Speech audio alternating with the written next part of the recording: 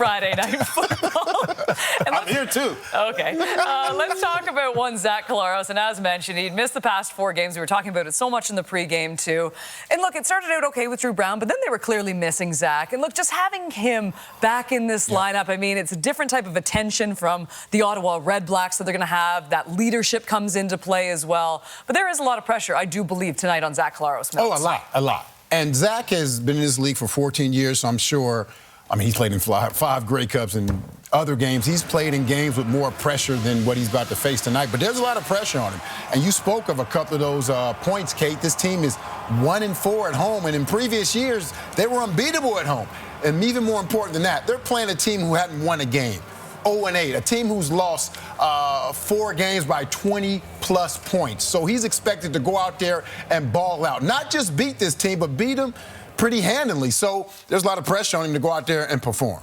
Yeah, I think the game plan tonight, if Zach needs to drop back and throw it a lot, I can promise you that it's going to be out of jumbo personnel, 3 receiver sets. Them. Yeah, they're going to max protect him and throw the ball that way. You're not going to see a Zach Collaros with 5 and 6 wide, quick pass game, or maybe quick pass game, but not dropping back a bunch and putting him in harm's way. That's the key for this team, I think, is to, run Brady if they can, get that going, off play action, take your shots, or then even if you're going to throw the ball on first down, throw it on first down out of max protection and get Tim White and Ontario Smith. I know you're talking about that's the solution for tonight.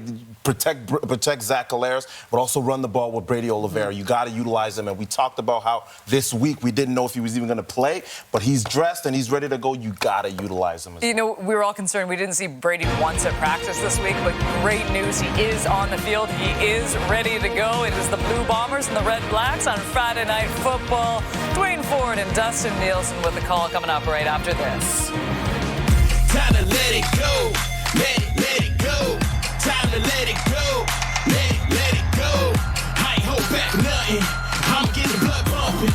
I ain't hold back nothing. I'ma get it jumping. Time to let it go. Let it go. Time to let it go. Let it go. I ain't hold back nothing. I'ma get the blood pumping. I ain't hold back nothing. I'ma get it jumping.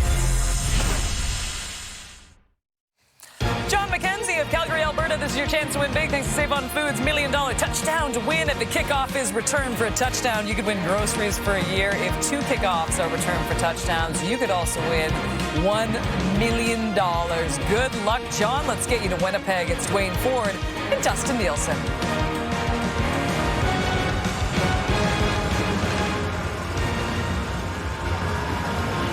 A cool and cloudy evening in Winnipeg as Friday Night Football rolls into town. A meeting of the season between the REDBLACKS and the Blue Bombers. The first game, a wild overtime win for Winnipeg. Of course, Ottawa is still looking for their first win of the season. The Bombers have dropped 2 in a row, but welcome back a future Hall of Famer at quarterback.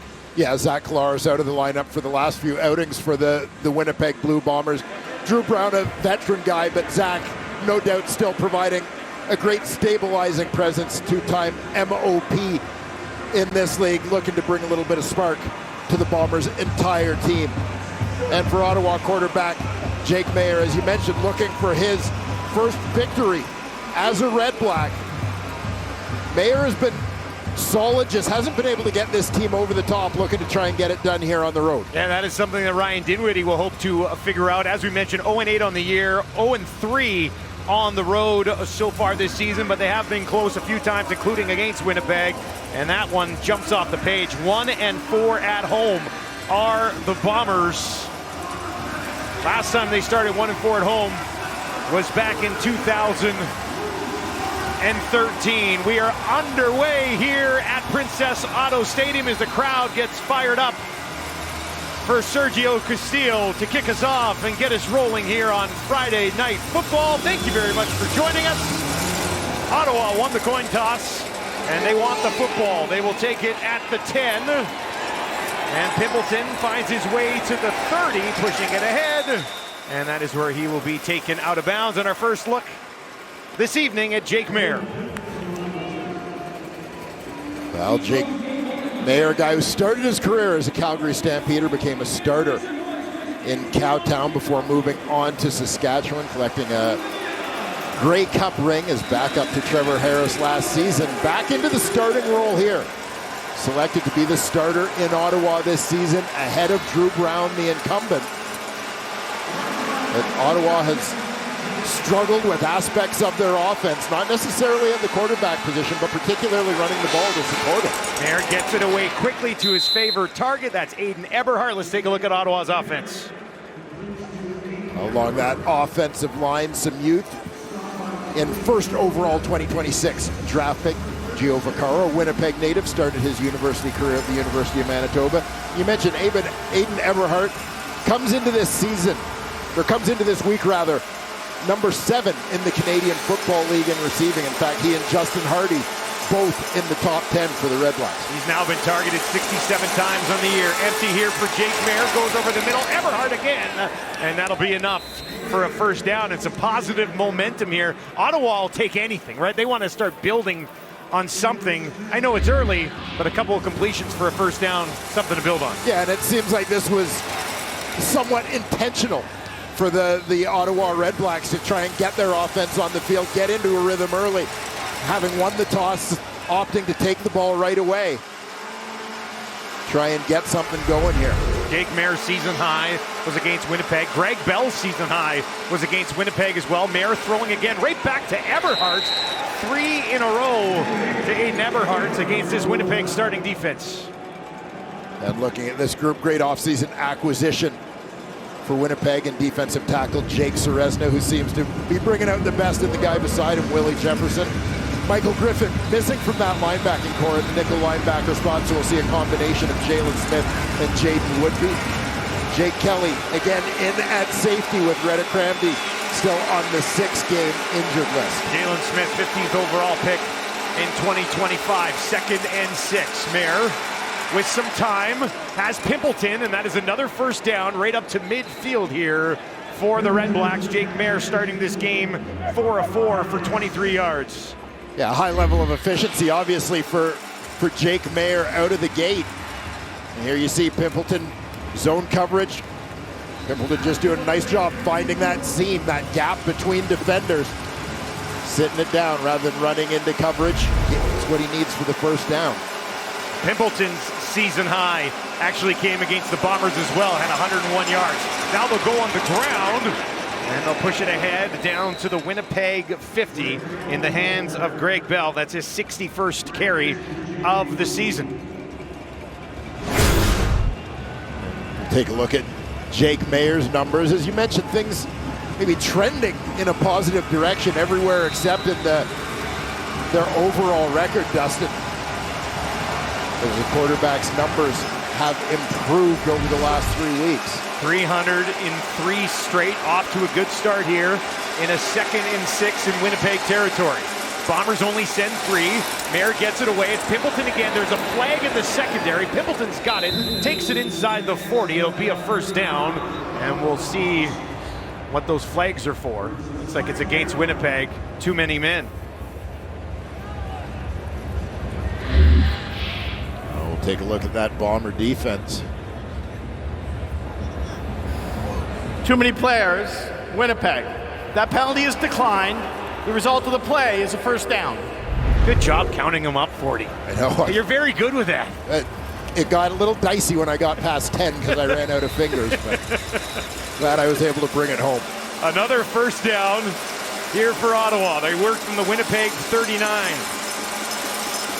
Good first drive so far, at least. That's bobbled, and now it's intercepted. Oh, disaster, as it bounces into the waiting arms of David Reese. And if that doesn't sum up Ottawa's season, what will? Jake Mayer into the hands of Cade McDonald, bouncing off his fingertips. And the Bombers defense with a rare INT.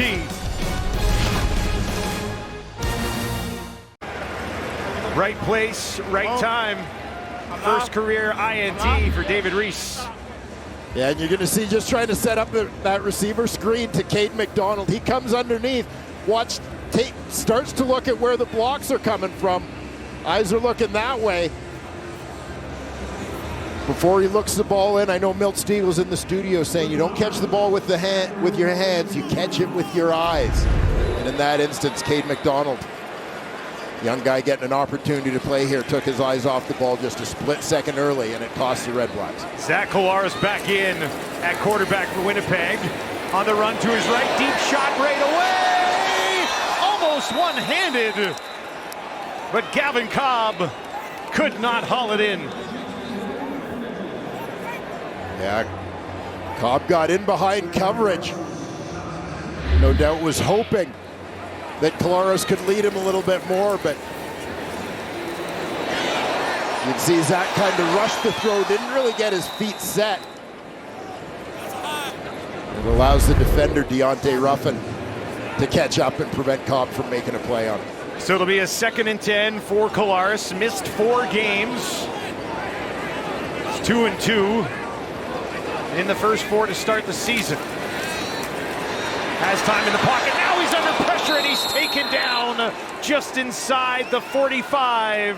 Baldonado's got his 2nd sack of the season, and that silences the crowd here at Princess Auto Stadium.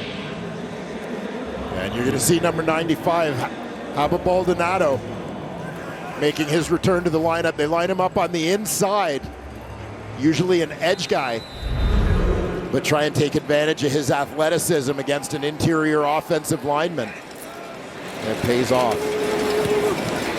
Jamison Sheen low driving, Dick Pimpleton hustles over in one hops and he takes it at the 16. High steps past one man and will be driven out of bounds short of the 40. Jake Mayer starting the game 5 of 6, throwing an interception that wasn't his fault. He'll have the ball when we return to Winnipeg on Friday Night Football here on TSN.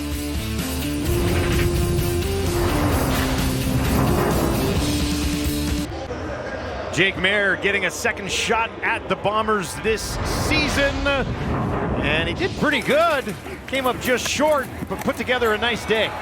Yeah, that duel between Jake Mayer and Drew Brown. It went into overtime. Jake Mayer completing 75% of his passes on the day.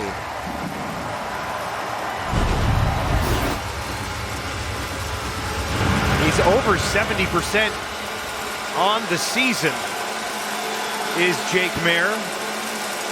218 of 308 coming into this game. They'll work 1st and 10 from their own 18, and he gets it away. It's another first down, this time to Keelan White. That's his first catch of the ball game. Yeah, Keelan White to run the backside of the formation here. Just going to run a quick slant. Mayer able to find a lane to thread that through.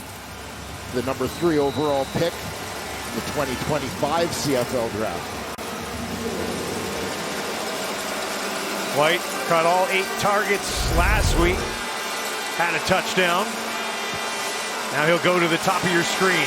He'll go on the ground. And a short pickup for Greg Bell, who's a guy that they've been trying to get going all season. But once again, the touches have been somewhat limited on the ground for Bell.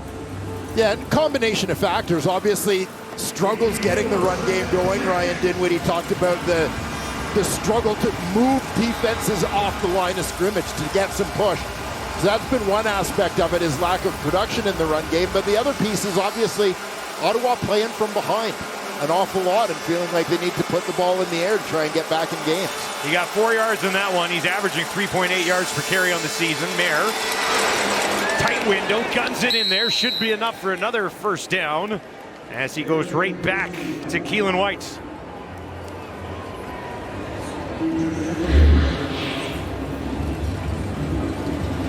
You see Keelan White is the lead receiver in this cluster. Other 2 guys use that waggle to hit it running, try and clear a little bit of space for the 2nd-year man.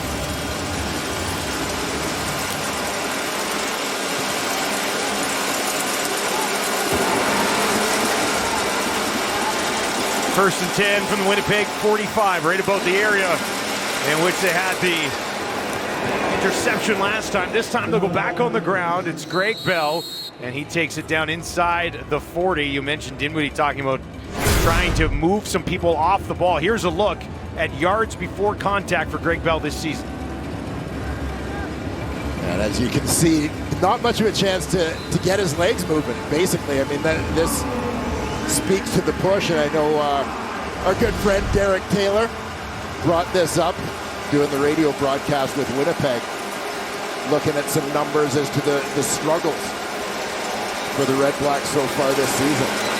Mayer gets it away quickly, and it got there just in time as he finds Justin Hardy for a first down, and Jake Mayer is getting everybody involved in the offense early in this one.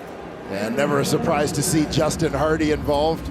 As I mentioned off the top, he and Aiden Eberhard have been a terrific 1-2 receiving tandem coming into this week, ranked 7th and 8th in the Canadian Football League in receiving. Hardy with the team-leading 4 receiving touchdowns as well. Eberhard with just a couple. But Eberhard over 600 yards already this season. Back on the ground again, this time up to the 30 as they get Adeboboye into the mix. Adeboboye actually averaging about a yard more per game than Greg Bell this season. Well, Daniel Adeboboye, drafted by the Toronto Argonauts, spent some time under the tutelage of Ryan Dinwiddie in double blue, preceding his coach here to Ottawa as Adeboboye acquired via trade prior to the 25 season. A terrific young back, a guy who I expect to see his role expand over time. 2nd and 6 for Mayer. End zone shot, and it hits the upright. Oh, he might have had Eberhard's. Stu Johnston right now pointing at the screen saying, see? Well, they call it a post route for a reason.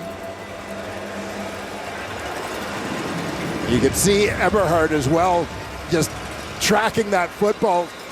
You'll see him accelerate out of his break here, locates the ball, knows he's got to keep the arms going to go get it. Or the goalpost acting as a 13th defender there. Father, perfect on the season, and he is back for the Red Blacks, and he knocks one through, 21-21 on the year. Good to see Zach Collaros back at quarterback for the Winnipeg Blue Bombers. We'll have more on that when we return to Princess Auto Stadium on Friday Night Football. First time we've seen Zach Collaros in about a month and a half. Here's what he was doing prior to the injury. Yeah, you mentioned that 2-2 record for Zach Collaros out of the gate. But one of the things that has stood out about this Winnipeg Blue Bombers offense this year in particular, whether it's been Zach Collaros or Drew Brown, has been a little different balance in terms of that distribution of passes and runs. They go on the ground here. Brady Oliveira right up the middle. That's a great touch on first down. Let's take a look at the offense for Winnipeg. And the Bombers thrilled to have Jarrell Broxton back at right tackle. Big free agent acquisition coming over from the BC Lions. And of course, the ball carrier there, Brady Oliveira, coming off back-to-back 100-yard games, but also back-to-back losses for the Bombers. So a little bit of a different situation for a team that's usually enjoying success when they're running the football. Here's Perkins, short yardage, but they want to throw it, and they will. They find Densky, and he'll take it ahead onto Ottawa's side of the field as the Bombers mix it up a little bit here in the first quarter. Yeah, I love the key breaker, mix it up, be a little bit creative in a short yardage situation to keep the defense honest. You're going to see Perkins pull this one, move to his right. Dembski in motion to the flat. Good block from Oliveira on that one to secure the edge for his quarterback. First pass attempt of the season for the former UFL MVP, Bryce Perkins. Collaros down the field, deep shot again. Receiver falls. Crowd wants a flag. Not gonna get it. He was looking for Pokey Wilson.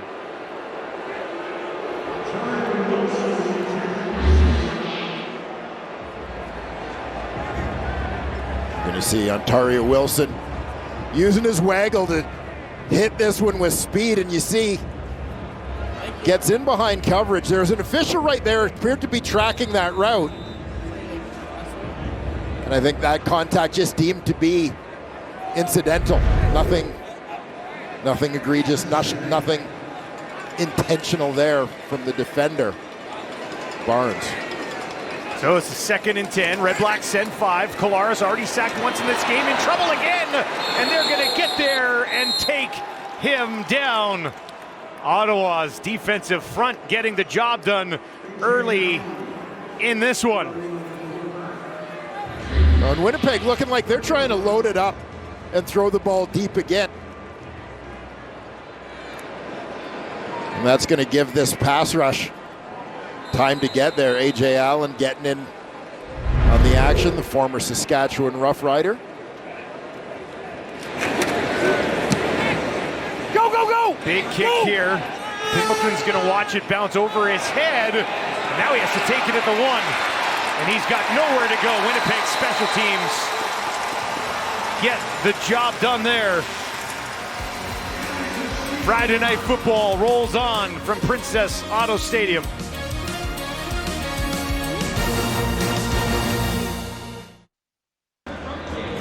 Well, what a career for that man, Willie Jefferson, and what a start to this season as well. He looks like he's getting better and better at this stage of his career. Let's take a look at Willie, the Conqueror, and what he has accomplished over the last decade and more. 10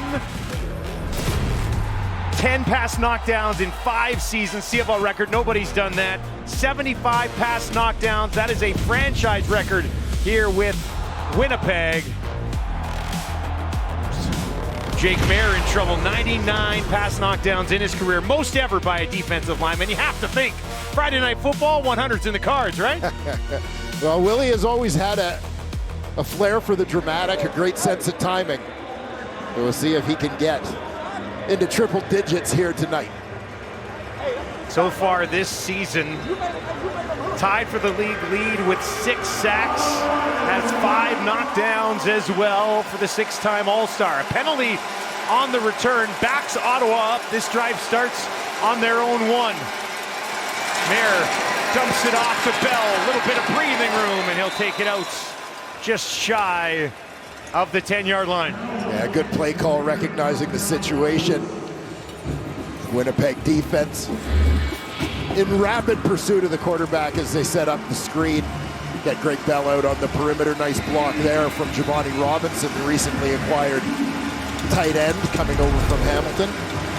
Try and help them get that run game going, really get another body in the offensive formation to help them with blocking, create an extra gap in some of their alignment.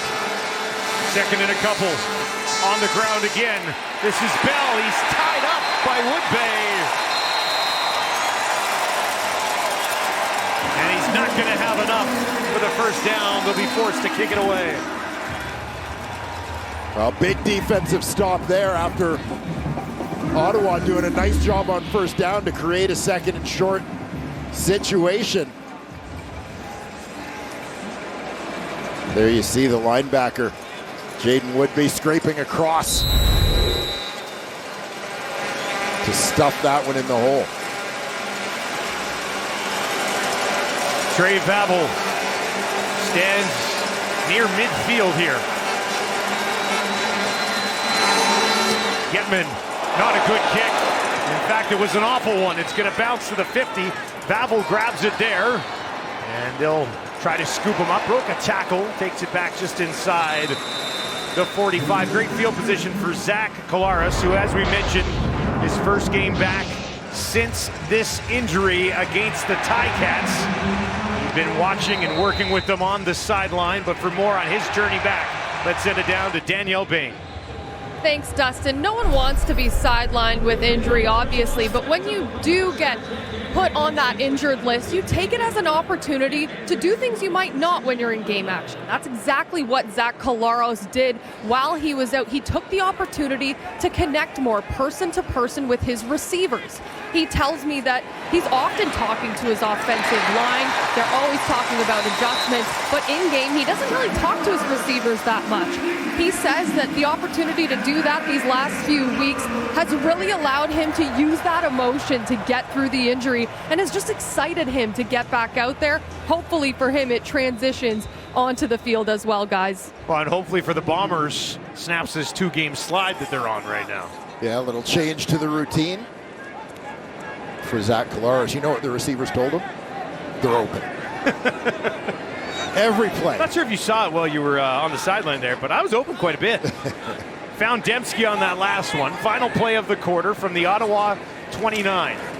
Collaros looks to his left. That's where he's going to throw. Drops it into for Dembski again. A little bit of a stutter step, and he'll take it ahead just shy of the Ottawa 20. And that'll put them in a good spot on second down to start the second quarter. Friday Night Football here in Winnipeg. And the Red Blacks with a rare lead as they have a 3-point cushion on the road looking for their first win of the season in their second game of the year against Winnipeg. Welcome back to Friday Night Football in Winnipeg. The Bombers trailing the Red Blacks 3-0. Ottawa does have the lead. That ball for just over 10 minutes. Might want more than a 3-point lead when you have the ball for that much. Well, that's what stands out here is if you're Ottawa, one of the things we've talked about a little bit is that this is a team that has ended up chasing games a fair bit in the first part of the season, and not necessarily to their strength.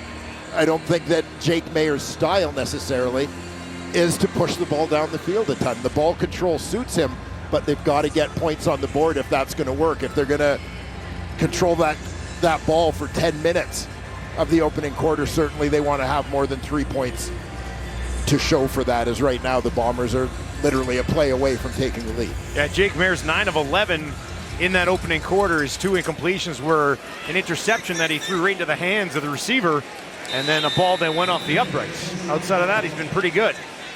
Collaros, though, just outside the red zone. They're going to go on the ground, right up the middle. And Brady Oliveira with a few extra yards on that one. And that'll set up a first down for Winnipeg. Here's the Ottawa defense. Yeah, happy to have Haba Baldonado back at defensive end. Big free agent signing from Saskatchewan. He has a sack already in this ball game. Also returning from the injured list, middle linebacker Niles Morgan, a guy who has tackled at about 115 tackle a year pace over the last 4 years. And Jedwell Nakuba. Collaros gives it to his running back, Brady Oliveira, staying on his feet. He's got a first down as he takes it down inside the 5. Crowd here loves that one. Yeah, Brady hasn't been as busy as a receiver here in 2026 as he has in recent years in Winnipeg. But happy to get the ball in his hands however he can, keep that momentum going for the Winnipeg offense. They will bring in Bryce Perkins to handle the short yardage. First and goal from the Red Black 2. Can he find a couple of yards here? He'll push it to the right, lunging in, and he's there. Touchdown, Winnipeg. Bryce Perkins finishes the drive, and the Bombers go on top for the first time tonight.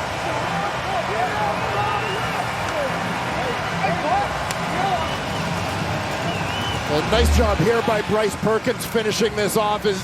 He's really getting a feel for the role as the Bombers' short yardage quarterback. Finding that soft spot on the sneak, having some patience to kind of move laterally, find a place where he can punch it in. The path of least resistance, if you will.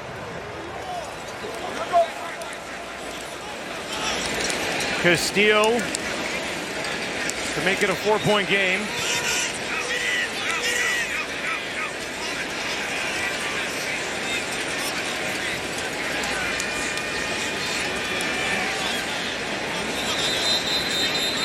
Third touchdown of the season for Perkins, tying him with Brady Oliveira, the running back. Time count violation. Has 3. Winnipeg number 18. 5-yard penalty. And Winnipeg having some personnel / alignment issues there. Tyler Ellsbury, the center, he goes off the field typically for the long snapper to come in this situation, but obviously having to substitute back in for somebody here.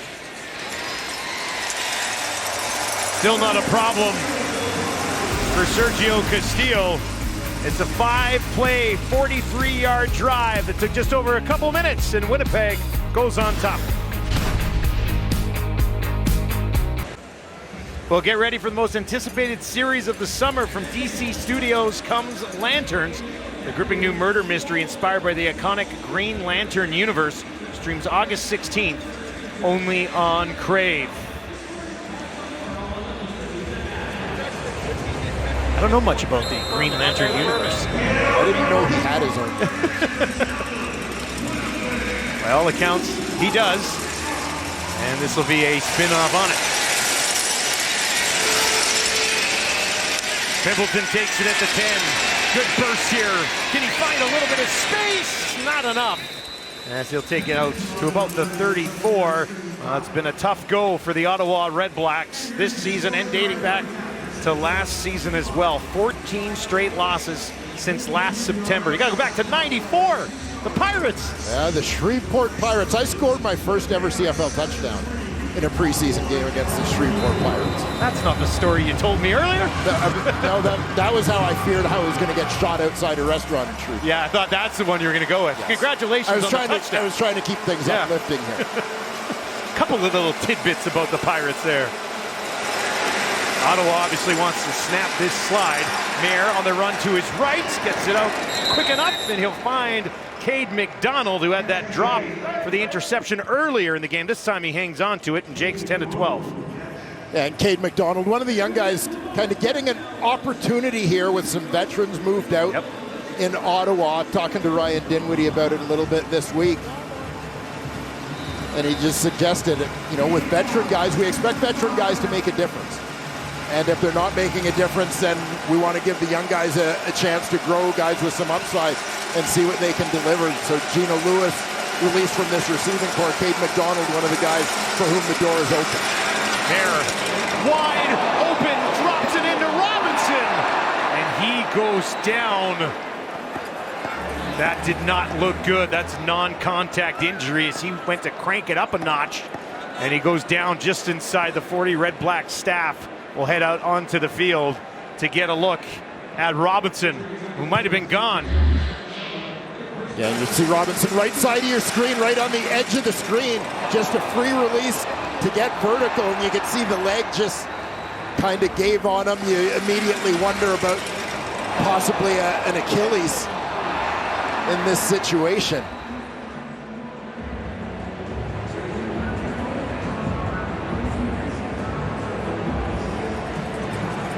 And that's tough to see as he just went down all on his own. His third catch as a member of the REDBLACKS, on a nice play design there for Ottawa. And as they take a look at Robinson, we'll step away here from Princess Auto Stadium.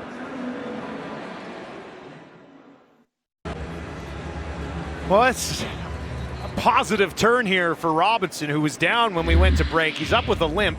Here's another look at it. He was just on his own, and he went down. We thought it looked really bad. Staff was out, and then he popped right back up. Looked like it could have been worse. Yeah, certainly. It, you know, hobbling a little bit, but it certainly glad it's not the Achilles in the realm of non-contact injuries. Looked like he might have jammed his knee a little bit. He got out of sync with his stride. There, over the middle again, has White down to the 20, still goes inside the 15 before the tackle is made by Jalen Smith. Third catch of the game for Keelan White. Keelan White lines up on the inside here, makes a terrific play to sort of step into open space to get this football. See him step to the inside, that little delay to draw the defender towards the outside. Jake Mayer leads him inside. He dodges in to go get that football and continue with it upfield for the first down. Ottawa, 43% inside the red zone so far this season. Adeboboye finds a little bit of space, takes it down inside the 10, and that'll be second and manageable here for the REDBLACKS.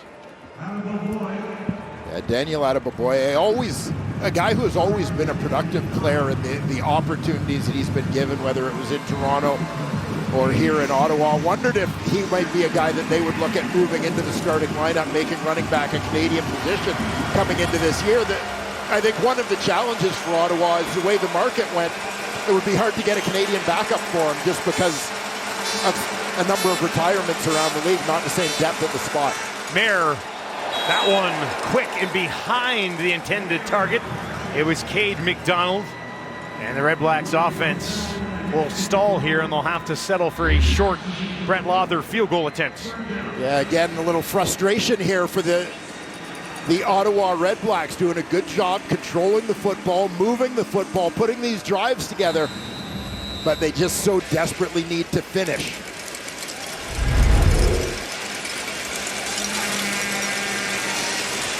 Lawther back in the lineup for Ottawa. 21 for 21 on the year. And you can make it 22 for 22 as he remains perfect on the season. Time now for the Fisher Investments stat of the game. And here's a look. Minimum 50 starts with the same club. Zach Collaros, top 5 on that list. Look at the names above him. Yeah, and Zach Collaros, a guy who had always a good quarterback in the Canadian Football League. You always felt he had a bright future early on, battled injuries and so on. But everything seemed to click once he became a Winnipeg Blue Bomber. A couple of Grey Cup wins, string of Grey Cup appearances, couple MOPs for Zach along the way. Yeah, not to take away anything that he did before coming here, but he's had a Hall of Fame career with the Bombers. Yeah, he certainly has. And again, good to see Zach back in action here after a stint on the injured list. Has had just 5 pass attempts so far in this game as Ottawa has controlled possession for the most part. His 2 incompletions were deep shots down the field. He's certainly not hesitant getting back in the lineup here. He's been pretty aggressive looking down the field so far in this one. Yeah, and you wondered a little bit, you know, if there might be a desire for the Bombers to try and let Zach get into a little bit of a rhythm, avoid taking hits early on after coming off the injured list, which becomes more of a risk when you're trying to set up those deep routes. You need the blocks to hold on a little bit longer, but that is not the case. They have been aggressive in trying to push the ball on a young Ottawa secondary. Bavel backpedals, takes it just inside the 10. Finds the 30, and he'll be wrapped up at the 35. CJ Revis in on the tackle for Ottawa as Collaros trots back out here. Just 11 offensive plays so far in this game for Winnipeg. They do have the 7-6 lead.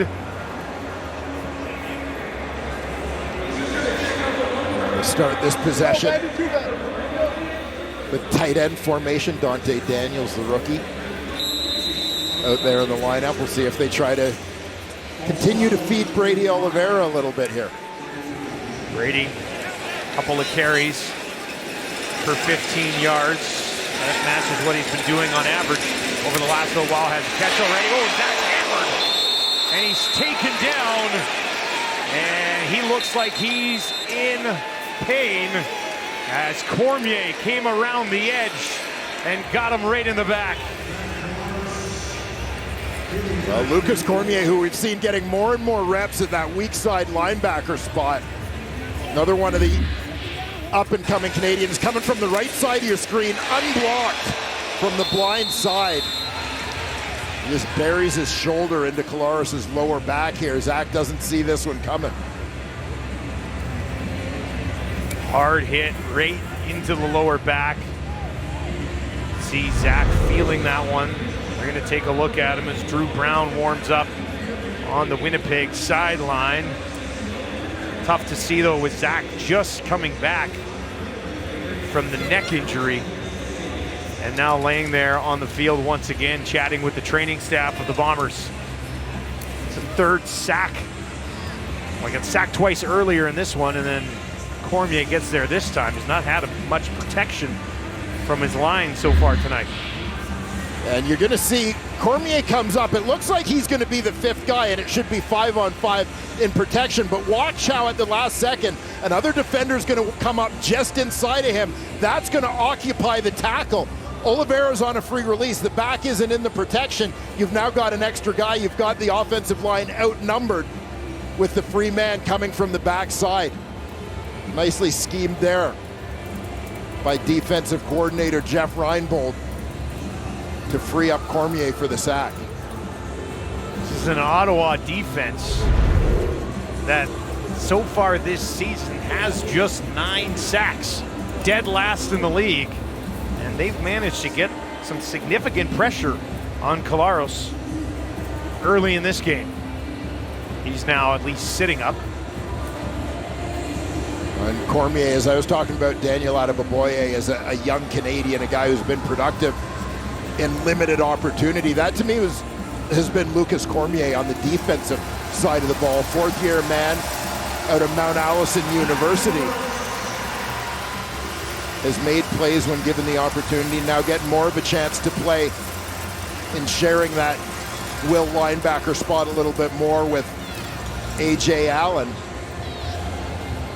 But you see exactly why they want to get this young man on the field. Both of them with sacks in this one. Drew Brown slides back in, 69.6% on the year, over 1,000 yards passing already. Went 2-2 in his 4 starts. Now he'll go to Brady Oliveira, and Brady Oliveira's got a first down more, stays on his feet. Almost as a first down as they were in 2nd and 17. My mistake there, but he got about 16 yards on this catch. If you take a look underneath, the amount of space left in that underneath area is 2nd and long. Ottawa just has middle linebacker Niles Morgan, nobody else. So everybody else is backing off, thinking they're going to come forward and make a play. But once Oliveira makes Morgan miss, he's able to get momentum to run through some tackles and pick up that first down. Perkins pushing it ahead on 3rd down. Needed the 45, looks like he got it. And that should be a first down for Winnipeg. Let's take another look at that last play.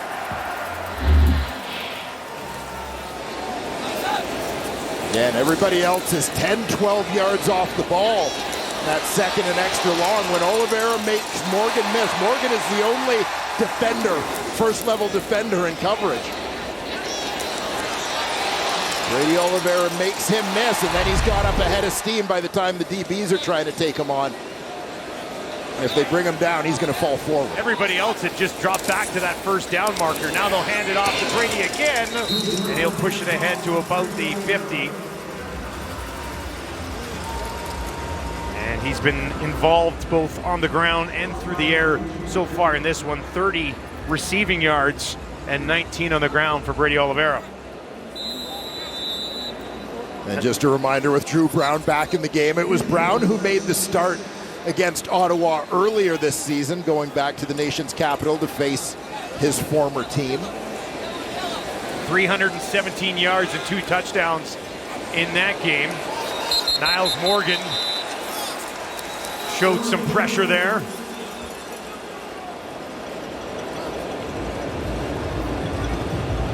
Zach Collaros up and moving on that Bomber sideline as we await the announcement on the penalty. Very positive sign there for Bombers fans watching tonight.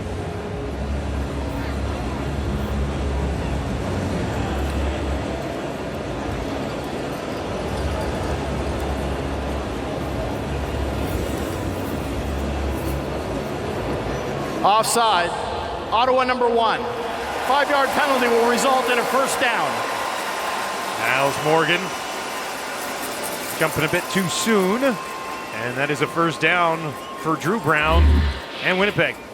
Yeah, coming from the right side of the screen, you can see Morgan kind of timing up the blitz.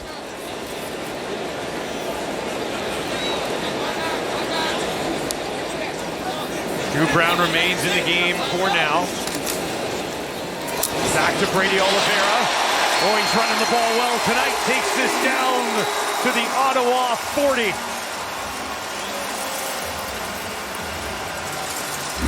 And Collaros is coming back in.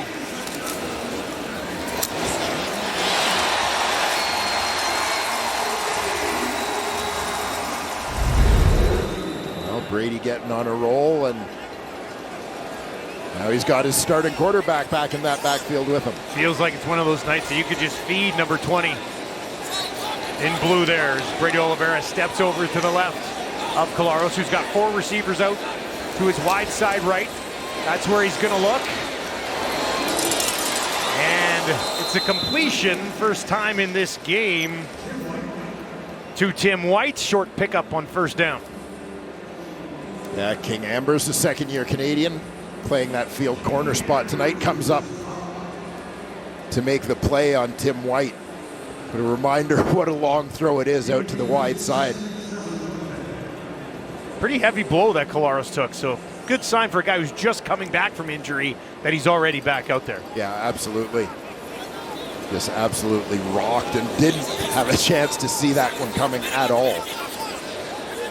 2nd and 7 from the Red Black 37. On the run, out to his right. Just has to throw it away as he's taken down once again. I believe that was Dennis Briggs Jr. with the pressure on Collaros.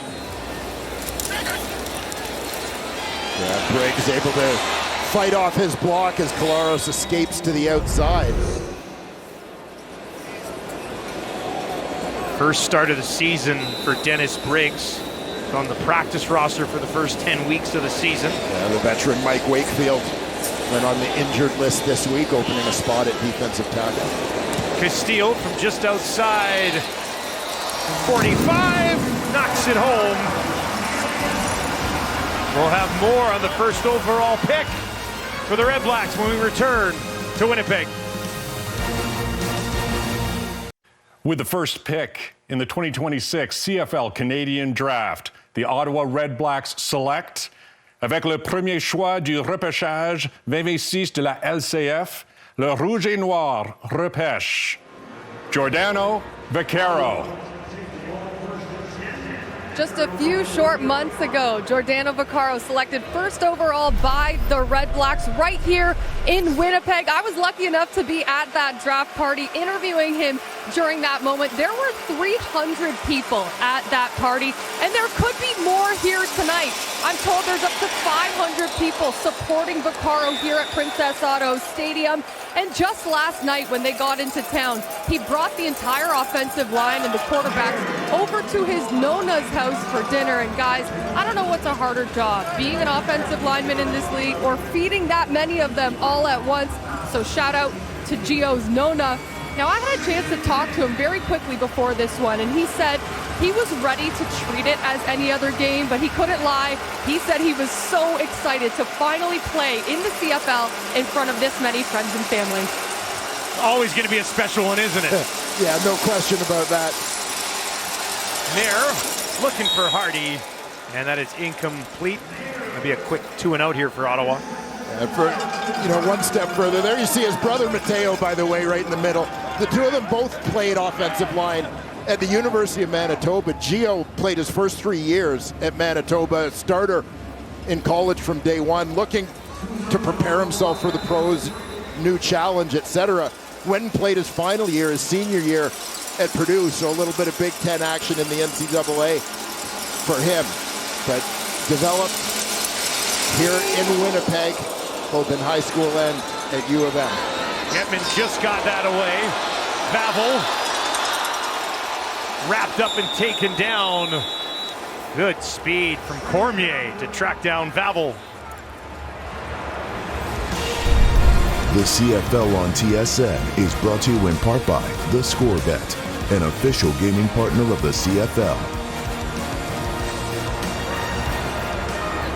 As Winnipeg gets the ball back, they've got 83 yards of offense in this game, 64 of them coming from Brady Oliveira. Just feels like a night where you can feed this guy.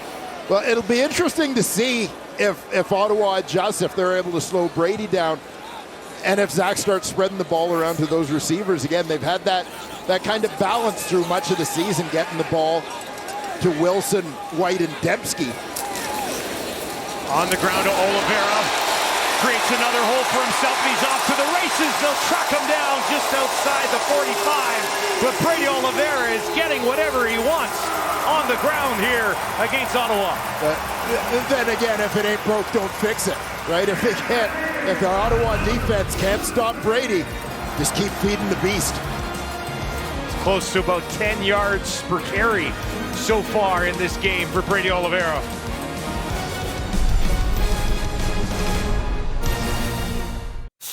Coming up at the half, we give a lot of love to Brady Oliveira. The fact that Zach came back in this game in a new segment we like to call That's So Ottawa.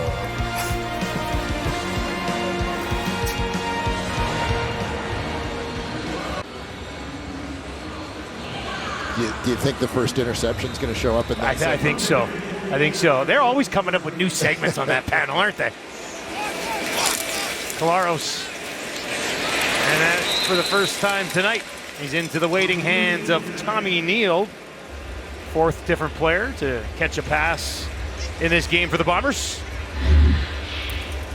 And Neal, the former Toronto Argonaut and Saskatchewan Rough Rider.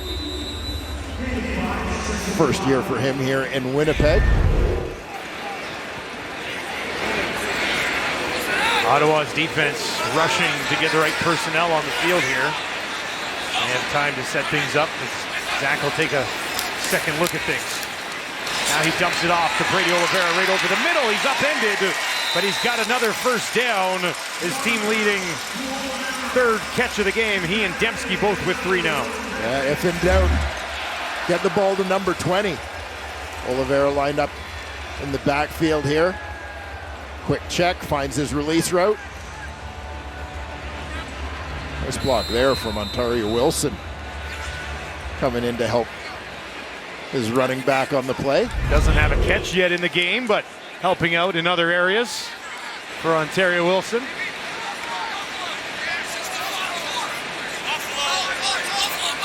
Four receivers to the left for Collaros. Oliveira flares out to the right. Now they'll get it to him in the flat. Stays on his feet, stays in bounds at least momentarily, and takes it down inside the Ottawa 40. Brady Oliveira having a heck of a first half, almost 100 total yards of offense. A lot of touches for Brady in the first half of this ball game. Now, as I mentioned, I had been looking at the numbers a little bit prior to this game, and Brady is a guy who, since becoming a starter in Winnipeg, has averaged about, say, 2.3 catches a game, 25-30 receiving yards a game. Last 5 games, hasn't had more than a catch or 10 yards in any of them. We're rolling here tonight. Already has 4 in this one. And now Collaros has to throw this one away as Ottawa blows that up a bit. He'll just live to play another down here, 2nd and 10. Veteran decision there from Zach Collaros. As you see, offensive coordinator Tommy Condell, the man calling the shots for the Bombers, a guy who held this role with the Ottawa REDBLACKS a season ago with Drew Brown as his quarterback. Familiar face for Drew Brown when he came over. And of course, he and Zach Collaros have history going back to their time together in Hamilton. 2nd and 10 for the Bombers here. Collaros steps up. Now he's going to take off on the run with a slide. And I think they're going to mark him just short of the first down. This could be Perkins territory here if they want it. Zach Collaros showing no ill effects, having left the game earlier after taking that big hit from Lucas Cormier.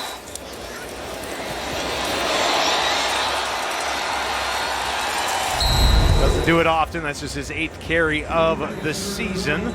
That one, though, goes for 9 yards, so it's 3rd and 1. Perkins, who has a pass attempt earlier in the game. 3 Winnipeg quarterbacks have pass completions in this game. Perkins, though, short yardage this time, pushes it ahead. Oh, almost broke through. Takes it up for a pretty big pickup with short yardage. And a first down inside the Ottawa 25. Yeah, I suspect there was a split second on that one where Bryce Perkins' eyes got real big. Again, doing a nice job finding the soft spot here. Slides to his right. Then turns it up. CJ Rivas doing a good job there to get into his legs and get him wrapped up. Make sure he didn't hit the ground running there. Winnipeg looking to put a few more points on the board here late in the half. That is held on to by Tim White. Took a bump from Alonzo Adai, but hangs on to it. First down, Bombers. And Zach Collaros knows that the safety, Alonzo Adai, is coming downhill on this one. You'll see him throw Tim White to the outside a little bit to hold him up, keep him from essentially running into that hit. Another first down for Winnipeg. They'll work from the Ottawa 13, looking to extend the lead here. Brady Oliveira will stand in to the left of Collaros. Tim White in the slot to the left. Ontario Wilson over to the left as well. Collaros gives it to Brady. Looked like he was going to be wrapped up. Broke a tackle, took it down for a few more yards. And he's just outside the 5.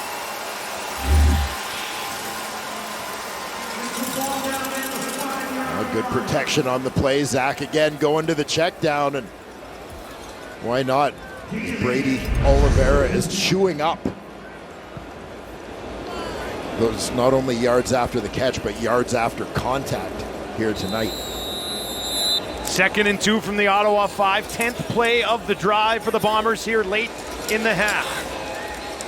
Collaros, Brady Oliveira again. Why not? Bounces off a tackle and he's in. Touchdown Winnipeg! Oh, Brady Oliveira, have yourself a night!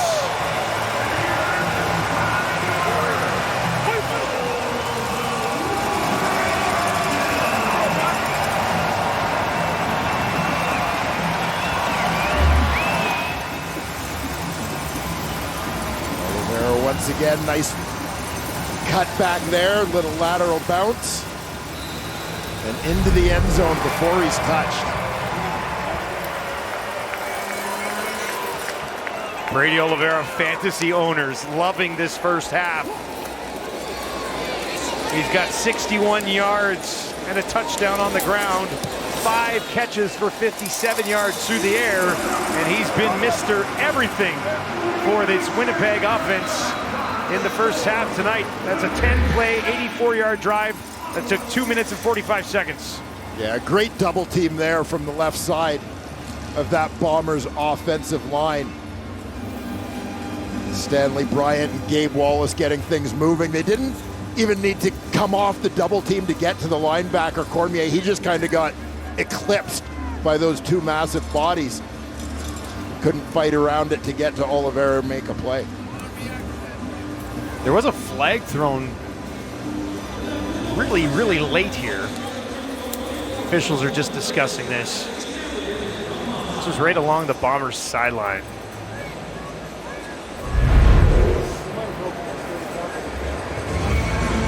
Let's pick it up here. "15-yard misconduct foul. Winnipeg number 61. That's Gabe Wallace. I believe he threw somebody on Ottawa down to the field. That'll be a misconduct. Now Ottawa, coming into this game, giving up the 2nd most yards on the ground in the league this year, 120 per game. Brady Oliveira is about on that pace right now. The only team that allows more yards on the ground per game, Winnipeg. That big game against BC obviously really hurts that number. The numbers. Greg Bell has 4 carries for 15 yards. Adeboboye, a couple of carries for 10 yards as well. It's kind of par for the course for Ottawa's running game, averaging about 53 yards per game on the ground, which kind of goes back to Dinwiddie in Toronto last year, when the Argos averaged just over 50, by far the worst in the league last year. I don't know if it's just a Dinwiddie thing, but the run troubles are following the coach around. Yeah. So after the 15-yard penalty, Castillo will kick this away from the 15 with 43 seconds on the clock here in the first half of Friday Night Football on TSN.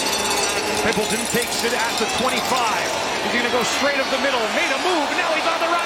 Here goes Pimpleton. He'll find the 40. Can they track him down? Cuts it back inside. Stays on his feet. And they'll finally get him just inside the 15.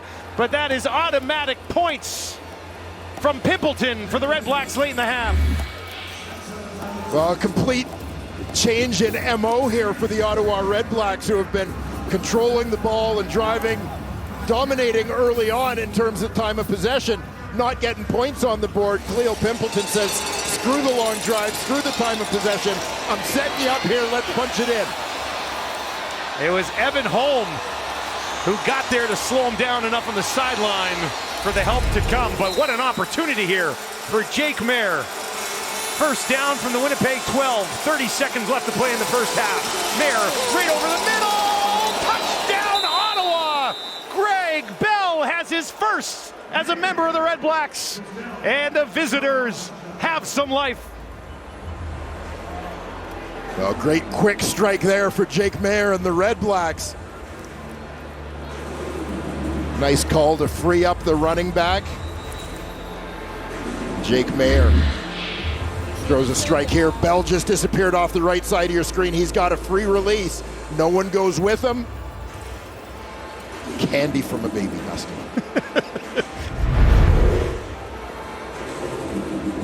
Oh, Greg Bell. That's not good. It's Dietrich Nichols reaching back for his right leg and ankle area.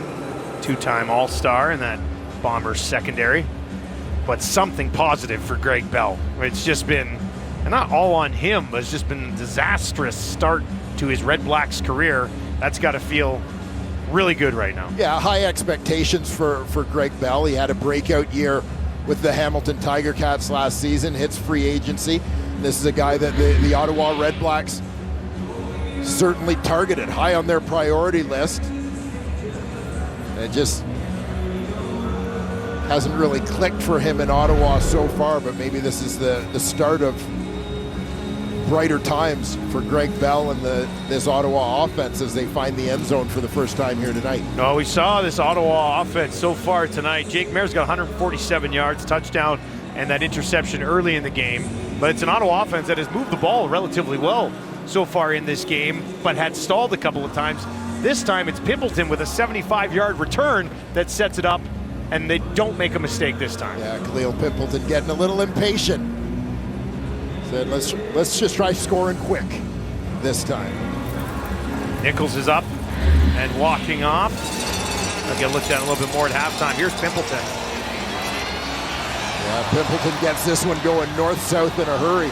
We know he can fly. Well, you get an idea of the speed of Evan Holm. That, as you pointed out, Dustin, Holm is the guy who delayed the touchdown. But Mayer to Bell. And Ottawa will go for two here to try to make it a 3-point game before the end of the half. 3 for 6 this season on 2-point converts.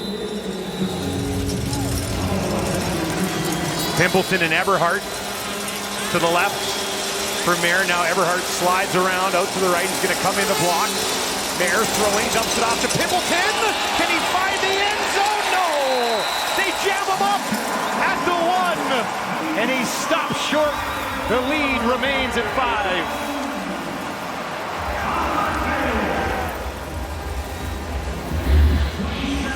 Got the look they wanted. To see Pimpleton coming out of the backfield, sneaks out to the flat. But a good job bumping that in coverage by Winnipeg. You're going to see Pimpleton towards the bottom of your screen.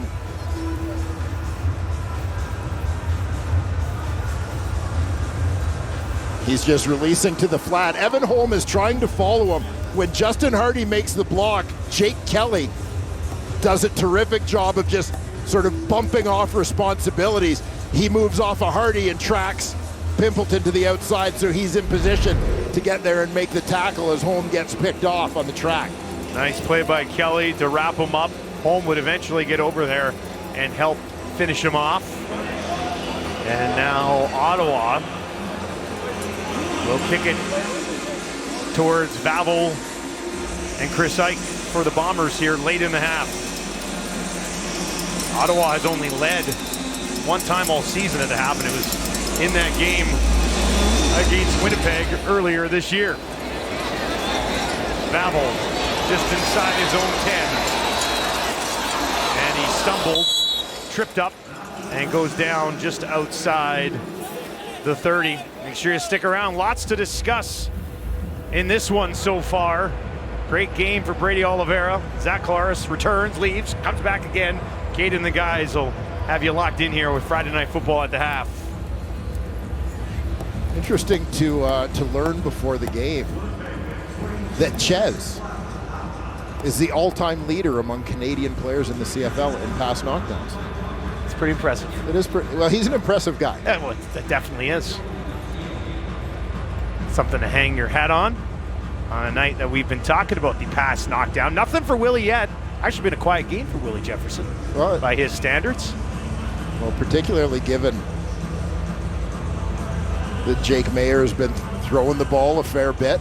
Yeah. But Ottawa doing a pretty good job looking after their quarterback. That's Marcus Barnes, who's down on the field right now.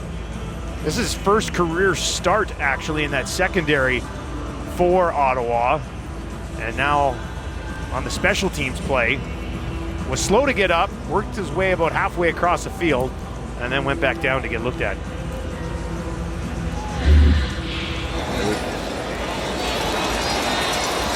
You see Barnes in kick coverage and that unprotected arm reaching for the arm tackle there. Quick hyperextension of the elbow. You mentioned Barnes and Shadwell Kuba. The two rookies now starting on the boundary side of that secondary for Ottawa. The Red Blacks elect to go with youth here. It'll be empty for Collaros. He's going to come across to Brady Oliveira. Brady cuts it back inside, lunges ahead. Ball pops out on the turf. It'll be a first down for Winnipeg, and it could be setting things up here for a long field goal attempt for Castillo, who we know has the big leg. Yeah, absolutely. Collaros will want to move quickly here. Castillo's long is 63. They come to Tim White. Tim White cuts it back inside. He'll find midfield as the Bombers very efficiently move this ball up just inside the 55 with 6 seconds on the clock. Castillo warming up, watching on. Collaros is going to run one more quick play here.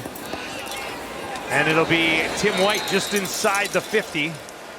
And this will set up about a 55-yard attempt for Sergio Castillo.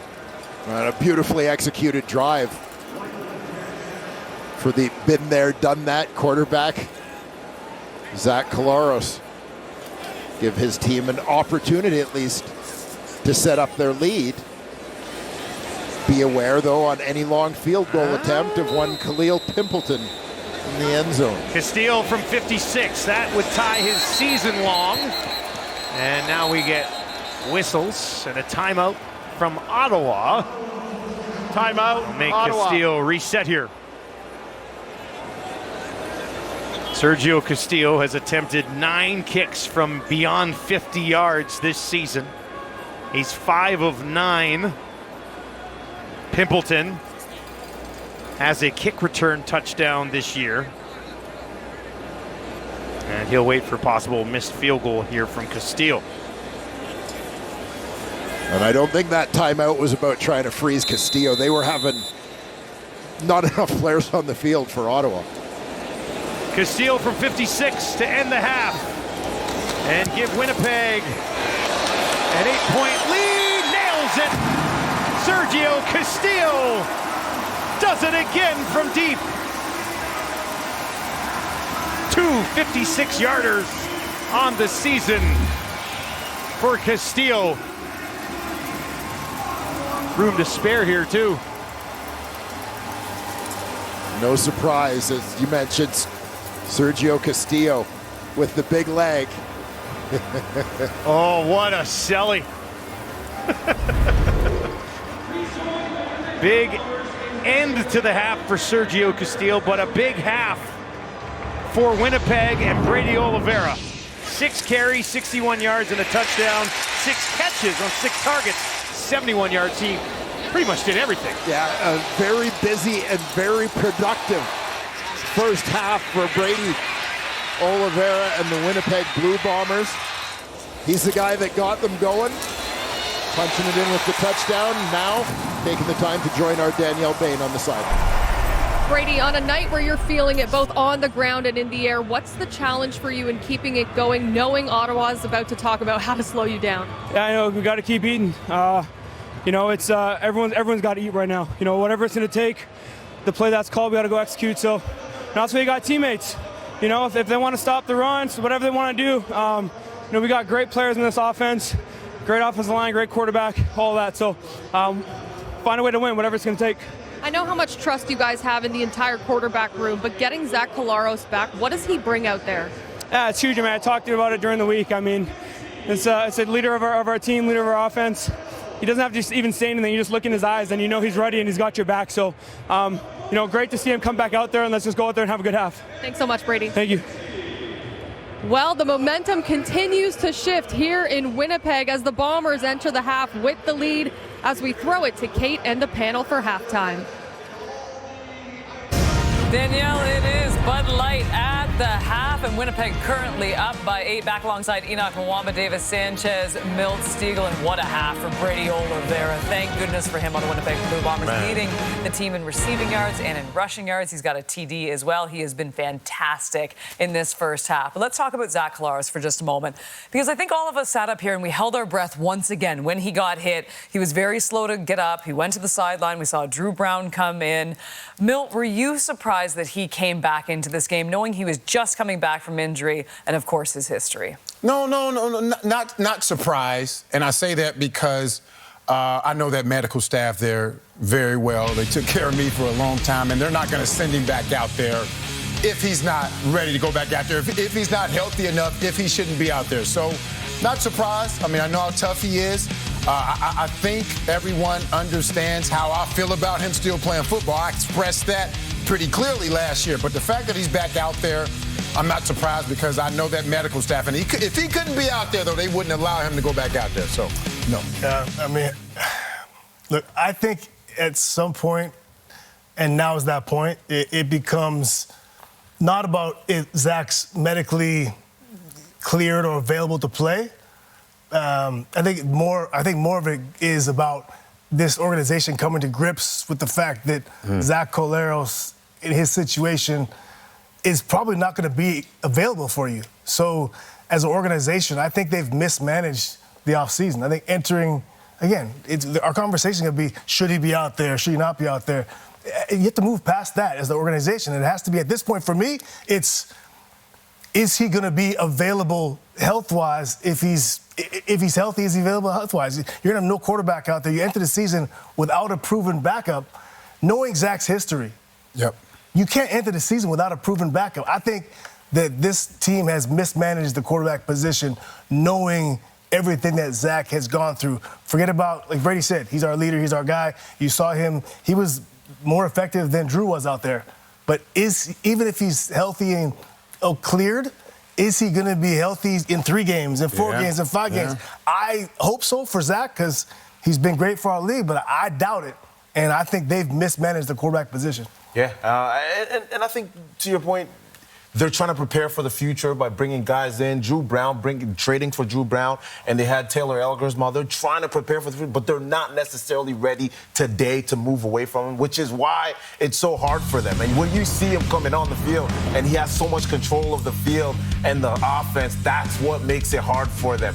But Brady Oliveira, the half that he's had tonight has been spectacular. I mean, in the air, leads the team when it comes to receptions with 71, rushing with 61. We know what he could do on the ground, but what he's been able to do in the air, to me, has been absolutely spectacular. And for him to play the way that he is putting this whole team on his back. Yep. And the way that he's playing right now, if he continues like this in the second half, it's pretty much in the bag. 61 yards on the ground, 71 in the air, 1 TD. I'm telling you this, we didn't see him at practice all week long. I wouldn't practice any week if you're going to play like this in every single game. All right, we got to debut a new segment here, and it's not our most fun segment, like something like Straight Fire, but it's something we like to call That's So Ottawa. And Milt, this one started right at the beginning of the game. Yeah, Cade McDonald had an opportunity to make a play. You know, he didn't look the ball in. He tried to catch the ball with his body and not his eyes. And what happens?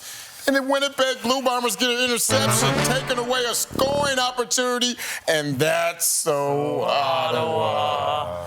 Oh gosh, what do we got here? This is the pick. That's the post. Unfortunately, it looked like he had a step too, and that right there hitting the post. That's so. What happened to any other team though? The way that it did right there, he's wide open. Yeah, once this year I think. Yeah, once. I'll tell you this: the sound effects. I don't think any of us are expecting that. But okay, but in terms of Ottawa too, and I get it too. It's just been that type of season, and we want more than anything this franchise to turn things around because it honestly makes the league much better when you have a team competing. Enoch, was there anything in that first half that was a positive? You thought? I mean, they were trying to get the run game going maybe a little bit. Jake Mayer's numbers once again not horrible. Khalil Pimpleton. There you go. Look at, if you want to look at a bright spot for this Ottawa Redblacks team, it was Khalil Pimpleton, and they were also able to get in the end zone at least one time. So that's the positive part when you look at this team, and I would still like to see more running game involved. Greg Bell has been nowhere to be seen all season long. They look like there was a semblance of a running game at the beginning of the game, but still not enough. The fact they're only down by one there score. It is. That's it. There's my positive. You said it. If they can keep it close, they have a shot at the end of the game. Yep. Well, definitely. They're only down by one score. They still have an opportunity. I'm sure they would like to turn some of those field goals into touchdowns, but only down by 8 points. As far as Winnipeg Blue Bombers, I don't care if it's Drew Kalaris or Zach Brown. You know, flip the names. Brady Oliveira needs to touch the ball another 20, 25 times in this second half. Can you do what's that segment you like to have where you say what they really mean? In his halftime interview, he said everyone needs to eat. What no, do you he didn't. You know what he really said? Mean? Keep giving me the ball. Tell Tommy Condale to keep giving me the ball. Stick it in my That's belly. what he said. Brady and the Bombers Keep currently feeding. up by 8. We'll be back with more right after this.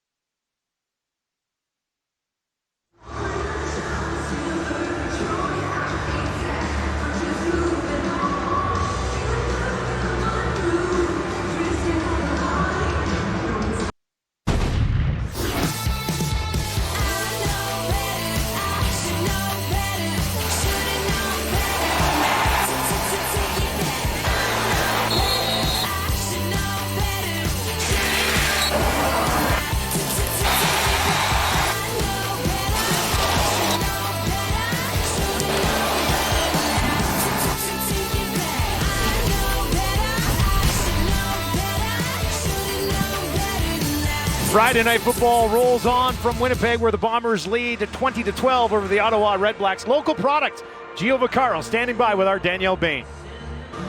Gio, you guys have been able to extend drives, but what can you do to complete them now? Yeah, we just got to keep pounding that rock and keep protecting for Jake so we can make those throws. At your draft party, you told me just how much the people from your journey meant to get you here. What's it like now playing in front of so many of your friends and family? It's been really surreal, and the job's not done yet. We still got to finish, so it's been amazing. Have so much fun and good luck out there. Thank you.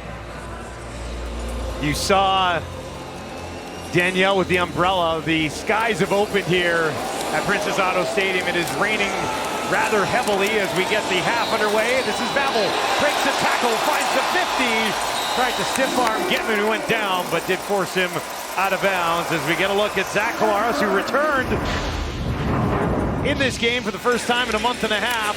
It was a rough ride. Yeah, Lucas Cormier with the rough welcome there. Blindside hit that took Collaros out of the game briefly, but Zach recovered well and got himself into a little bit of a groove with some help from Brady Oliveira. And using his legs, scrambling for 9 on that play. Now here to start the second half. 132 yards from scrimmage for Oliveira. And they're going to give him some more as Zach flips it ahead. But they're going to blow it down here. Brady was touchdown on the play. Yeah, almost made the escape. He tried to get the hand down, but couldn't quite support the weight, and I think his elbow touches down here as Alonzo Adai comes up to make the play. See that right elbow hit the ground. Lost a couple of yards there for Brady Oliveira. His season high for total yards from scrimmage, 137. So he's well on the way to smashing that tonight. Red Black send 4. Collaros goes over the middle. Tim White looked like he slipped, got back up, couldn't hang on to it. And that'll be a quick 2 and out here for Winnipeg to start the second half. Quick 2 and out for Winnipeg. Quick 2 and out for Ottawa safety Alonzo Adai up to make the play on Oliveira on first down, second down. Getting in there for the pass knockdown. Jamison Sheen averaging 49.5 yards per punt this year. End over end. Pimpleton waits, takes it cleanly at the 5. Spins out of a little bit of traffic, but then runs into some more. And he's frustrated with that lack of a return there as Jake Mayer, 14 of 18, 149, touchdown and an interception. Not a bad half. Yeah, a very efficient half for Jake Mayer. I'm sure he and the rest of that Ottawa offense would like to have some more points on the board. As there you see one of a couple of tough breaks there, but the late touchdown pass to Greg Bell. Just 13 big plays on the season coming into this one. Did find Robinson for 32 before he went down awkwardly with an injury. 1st and 10 from their own 11. They'll hand it off, and somewhere under that pile is Greg Bell. He had 4 carries for 15 yards in the first half. Still not much going there offensively on the ground for the visitors. Yeah, interesting to see as we talk about Ottawa in the first quarter of this ball game in particular, really controlling the ball, controlling the clock, but doing it without a dominant run game. It's funny because time of possession 10-12 in the second quarter for Winnipeg after about 10 minutes in the first quarter for Ottawa. And now Mayer's in trouble, and they'll get home and take him down. Michael Fletcher's second sack of the campaign. Michael Fletcher, the rookie defensive tackle. In the ball game, using the long arms to keep the offensive lineman off him. Fletcher at about 6'5", 6'6". Just driving his way into the backfield out of Appalachian State. Gedman stands in his own end zone. Good kick, hammers it away. Babel has to take it in his own 45. Gets midfield, and he's wrapped up at the Ottawa 45. Great field position for Winnipeg as Michael Fletcher gets to Jake Mayer for the first time tonight.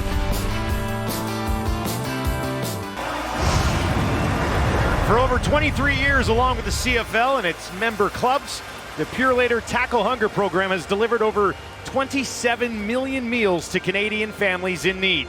Go to PurelatorTackleHunger.ca to donate. That is PurelatorTackleHunger.ca to donate.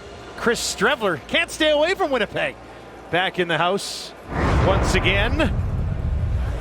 And September 7th in the Hammer, Labor Day. Purelator Tackle Hunger coming to town. Collaros, great field position to start this drive. They'll go back to Brady Oliveira. And for the first time tonight, he really gets stuffed by that Ottawa front.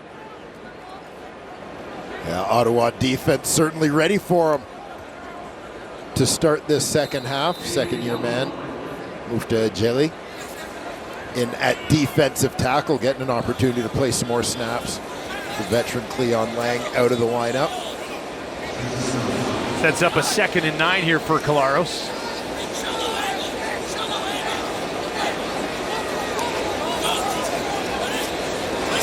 REDBLACKS will send 5.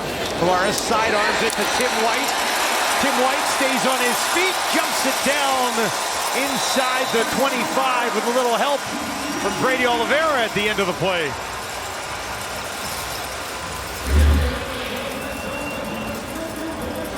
You can see Tim White work underneath here in tandem with Wilson and Dembski. Nice job to step his way out of that first would-be tackle. Tim White on the verge of 6,000 yards in his career. Collaros, open man, end zone, oh, it's dropped! Ontario Wilson! Oh, he's gonna want that one back. Wide open as that kid says, I could have caught it. Yeah, he just relaxed a split second too early. This one is drawn up perfectly. You're going to see Dembski goes to the flat. That sort of holds the coverage down near the line of scrimmage for a split second. Great pattern concept. Wow. As essentially, Dembski creates space to get Wilson open deep. It works to perfection, except for the ending. 2nd and 10. Collaros, no end zone this time. And he's looking in the direction of Dembski, but it'll be a field goal attempt for Sergio Castillo. Pokey Wilson. Yeah, ball laid in, and you can see his head just start to turn away a split second early. Did that hit his helmet on the way down? I wonder if it hit his helmet. It looked like his helmet sort well, of. maybe as he relaxed, whether Yeah. it caught the face mask Yeah. or the front of his shoulder pads. Castillo, no mistake there, and the lead goes to 11 for the Winnipeg Blue Bombers, but it should have and probably could have been even more. It go off the face mask. Look at that reaction. Nobody can believe it. The FedEx St. Jude Championship continues tomorrow with 3rd round action. Watch live from 3 Eastern, noon Pacific on TSN, CTV, and Crave as everybody tries to track down Scotty Scheffler, who, if I'm reading this correctly, went 9 under today and has a 3-shot lead heading into the weekend. 9 under. Ridiculous. Ottawa down 23-12. Will start on their 40. Mayer on the run. And he finds a first down in the hands of Justin Hardy. Yeah, the play action doesn't really buy Jake Mayer a lot of time, given that Ottawa hasn't had much success in the run game, but the REDBLACKS quarterback still able to execute this one. Put a strike on Justin Hardy for the first down.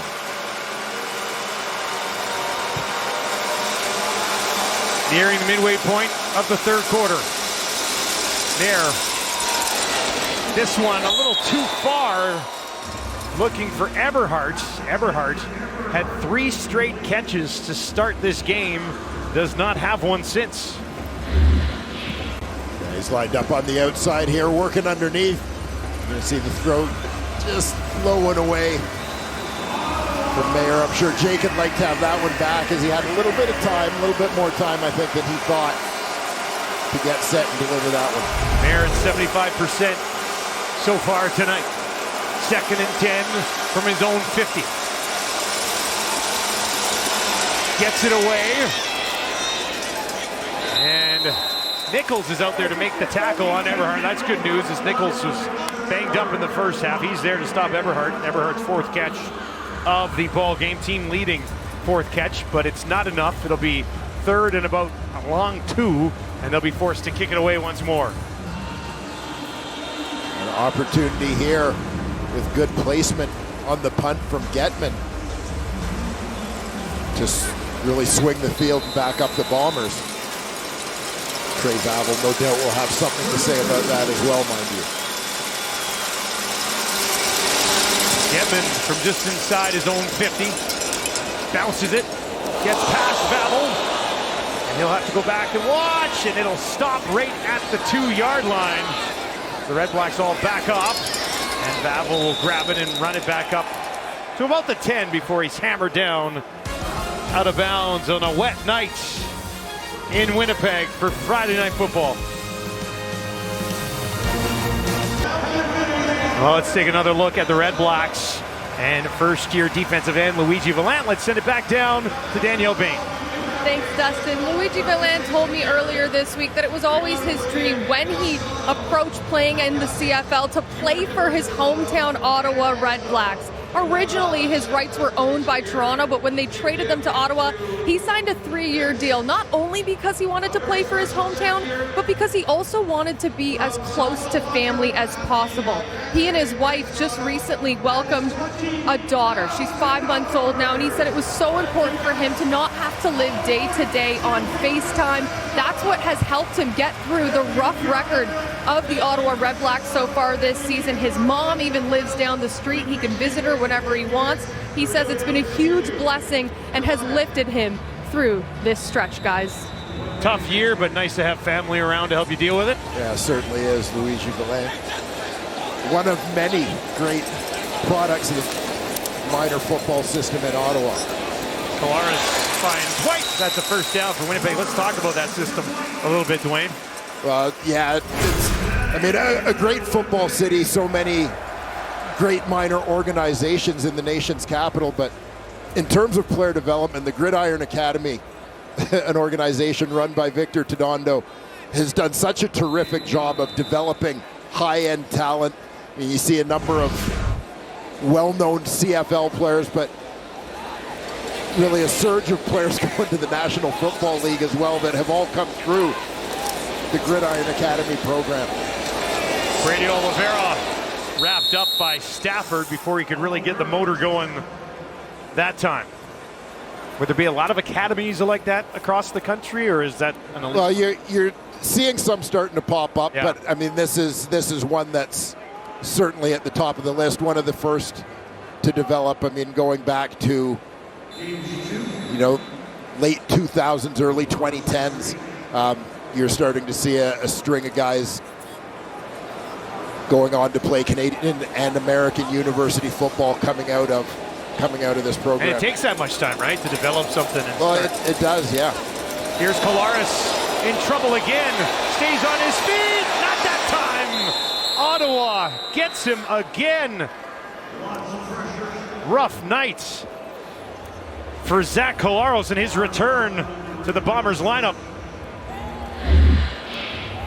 And Luigi Vallant, one of those in on the play for the Ottawa Red Blacks from his defensive end spot. Redirects on his rush as Collaros escaped. It was Marcus Barnes who got there first, but it was A.J. Allen who finished it off and will get credit for his second sack of the game, third of the season. Pimpleton on his own 50. Finds midfield, great cut. And they'll eventually wrap him up just outside the Winnipeg 45 as Vallant and Ottawa's defense does the job. Good field position for the Red Blacks. Down by 11 on Friday Night Football. Well, we were talking about some amateur football. How about a little flag football action as the women will take on Austria. 3:15 a.m. Eastern Time. The men against American Samoa at 5:45, and that is the Flag Football World Championship quarterfinals action on Saturday. Best of luck to both teams, and of course our partner Paul Lapolice on the men's side. Coach him up, Lapo. It's nice to see Lapo in the playoffs. Wow. Sorry, Lapo. That was Dwayne who came up with that one. Here's Mayer. Pimpleton. And he is wrapped up immediately. Whistle did go there as Jonathan Moxey made sure that Pimpleton could not get away. First time we mentioned Moxey's name tonight. Yeah, came over from Hamilton in free agency. Previously spent some time as a Calgary Stampeder.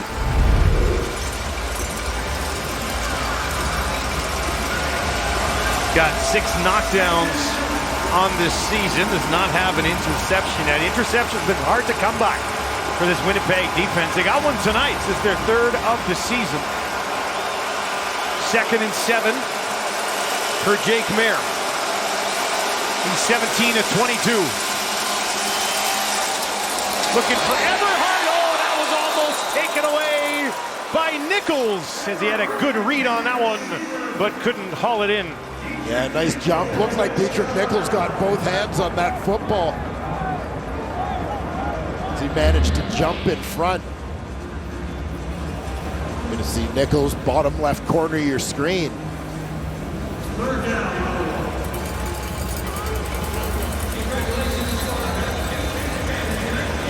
Travels a long way. Just couldn't quite get his hands in position. Ottawa will go for the 51-yard attempt. That was kind of the longest of the year for Lothar. It is up! And he's got it with lots of leg to spare. Snuck it inside that upright with Vavel looming in the end zone. Let's take another look at that almost interception. And you'll see Dietrich Nichols covers some ground to get in front of that ball. Both hands on the ball, but it, almost like it kind of handcuffed him once he got his hands there. Closed the hands a little too soon, maybe. Can't blame that one on the rain, can you? Well, that's how slick. That's how Ches got all his knockdowns too. Is he missed interceptions? Yeah. Yeah, you call them knockdowns, we call them missed interceptions. That'd be the 4th knockdown of the year for Mr. Nichols. 2.5 to play, 3rd quarter. And flags as this ball is snapped, and that is against Winnipeg. This will back him up. Winnipeg number 10. 5-yard penalty. Remains first down. Nick Dembski on the offside. Dembski, 3 catches for 33 yards so far tonight. Trying to work on a 4th consecutive 1,000-yard season. One of the numbers that jumped out at me for the Bombers coming into this game was to notice that Dembski, Wilson, White, all within 1 catch of each other so far this season. 3 veteran guys, high-end receivers. Tim White's fit in pretty well in this offense. Now they'll give it to Brady Oliveira, able to hang on to it, pushing it ahead. And he's got them in 2nd and manageable after that 1st and 15. Brady's been doing a lot of this tonight. Yeah, getting out in space here. It's the safety valve for Collaros. Again, making that first man miss so he can get a little bit of downhill momentum going. 8th catch of the game for Brady Oliveira, the running back. There's Tim White again. White spun away from the first man. Gets wrapped up just past midfield. And that will put Tim White now over 6,000 yards in his career. Joining a pretty elite group that has a former teammate and a current teammate on the list. Yeah, Tim White, great pickup for the Winnipeg Blue Bombers. Brady's got 8 catches. Tim White has 7. Dembski has 3. Now the look for Wilson. And he was tied up. Couldn't make a play on that one. Kuba there to make the stop. Shadwell Kuba coming in off the corner. Good read, good break to the football, and well timed by the first-year defender. Was on the field side last week, over on the boundary this week. 24-year-old out of Illinois State. 2nd and 10 for Collaros. Escapes the pocket, dumps it over the top, looking for Wilson. Too much juice on it, And that'll fall incomplete and bring up third down. Yeah, just trying to drop it in there and lead the receiver, but I think Zach's forward momentum as he's going towards the line of scrimmage on this would cause this ball to just drift a little farther ahead of Ontario Wilson than he wanted. Zach has been sacked 4 times in this game. He was only sacked 8 times in the first 4 games of the year.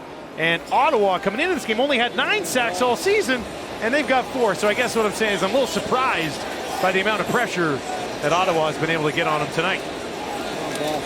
Jamison Sheen in the direction of Pimpleton. And that one will fly out of bounds as time ticks down here at the end of the third quarter. And Ottawa will have the ball on their own 9-yard line. Hanging around in this one as they have most of the season. Can they find a way to get it done? Fourth quarters have not been friendly to the Bombers in their last 2 games. We'll get into that a little bit as the fourth quarter coming up here. Friday night football in Winnipeg. Bombers looking to snap a 2-game slide. Ottawa still wants that first victory of the season.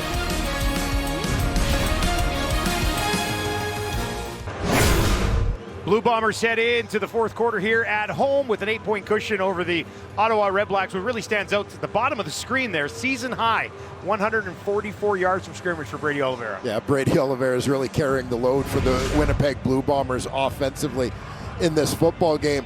You always think when there are lots of touches for the running back that's going to take a little bit of a toll on the defense. Brady is a hard, heavy, physical runner. And so we'll see, particularly as the time of possession has shifted a little bit from what we saw in the first quarter, to see if Winnipeg can take advantage of any fatigue on the part of that Ottawa D down the stretch here. Yeah, time of possession now in favor of Winnipeg, 24 and a half minutes after having just about 5 minutes in the first quarter. First and 10 for Jake Mayer as they try to get over the hump. Started on their 9. He's under some pressure. On the run, he throws it a little low in the direction of Keelan White. White could not hang on. It was low and a tad behind him. Yeah, it looked like Cam Lawson, Jake Seresna at D tackle here. Lawson with a great burst.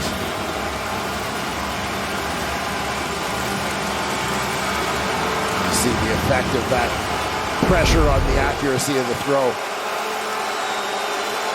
Big second down early in the fourth quarter here for the visitors. Bombers send 4. Mayer, McDonald's got it, and he's got a first down. Big catch for Cade McDonald. His second of the game will move the sticks. The Ottawa offensive line does a nice job communicating and adjusting. Here, as you're going to see a stunt from this Winnipeg defense with the end. David Reese coming inside, but good recognition, good communication. They just switch that off. Get things taken care of at the line of scrimmage. Blue Bombers have an injured player on the field. It's Ethan Ball as they look at his leg. We will step away here on Friday Night Football. Looks like he's going to be helped off the field. Well, a tough break here for Ethan Ball, who sits on the sideline now after this. And you'll see Ball in coverage as the play continues on. Quick burst, tries to accelerate across the field. You see right away that leg kind of gives on him. Immediate pain and reaction of frustration from the second-year defensive back of the University of Calgary, getting a chance to play a little more on that defense this season. First and 10, and Mayer hit as he throws, had that bounce off the back of an offensive lineman, and it'll be second and 10. You can just feel, in the absence of a real consistent run game, the pressure starting to pick up from the Winnipeg defensive front on Jake Mayer these last couple of series. It's not even like they really try to run the ball.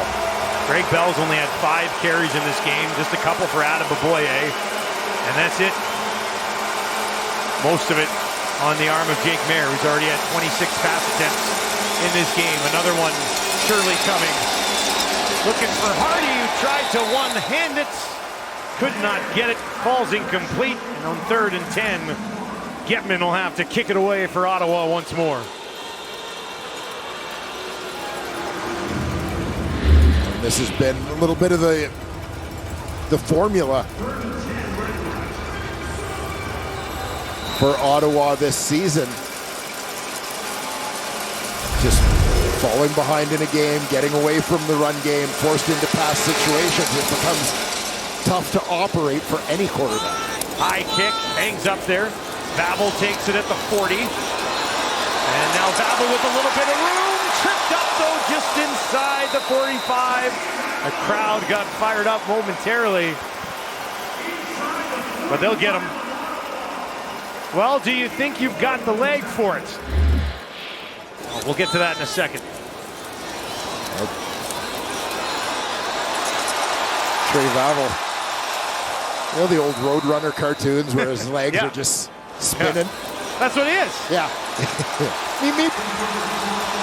Babel so far this year had that missed field goal return. 129 yards and a touchdown, averaging 15.4 yards per punt return this year.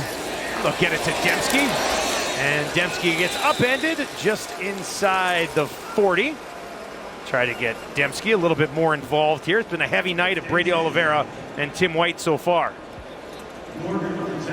Trying to mix it up, create some other opportunities off the success of Brady Oliveira. Tommy Condell trying to put something together to extend this 8-point cushion. It'll be a 2nd and 5. And they will run it.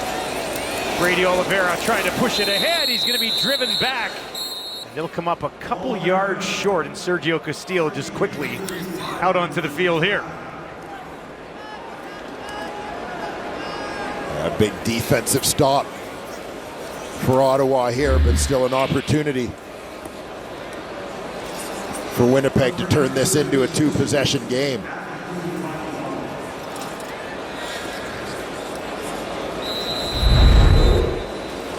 Defensive end Jesse Evans amongst those in on the stop for the REDBLACKS. Castillo 3 for 3 already in this game.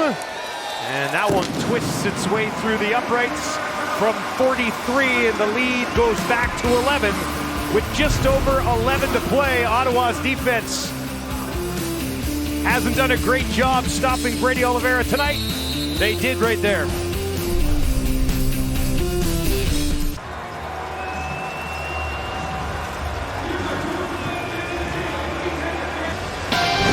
The stars of IndyCar take to the streets of Markham for the Ontario Honda Dealers Indy.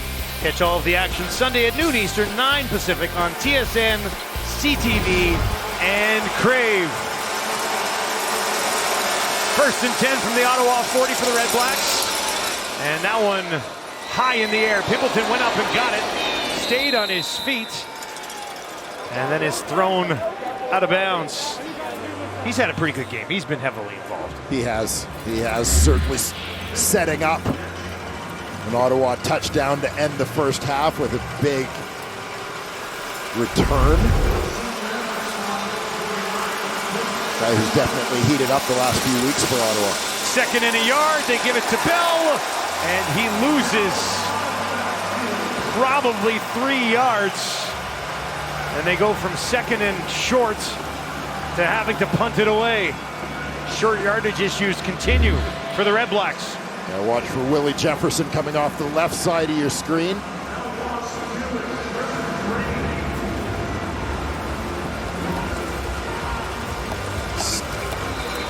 Stands up the blocker.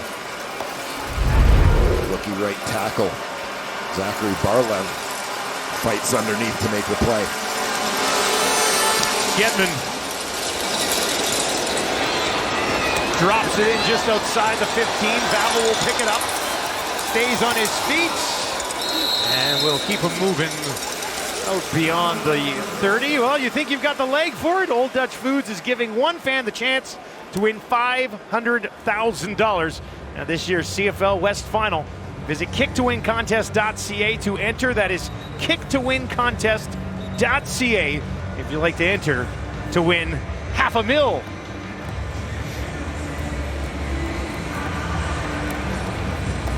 I'd do it, but I think I'm going to be at the East Final. So I'm busy. That makes it difficult for you. Yeah. Yep.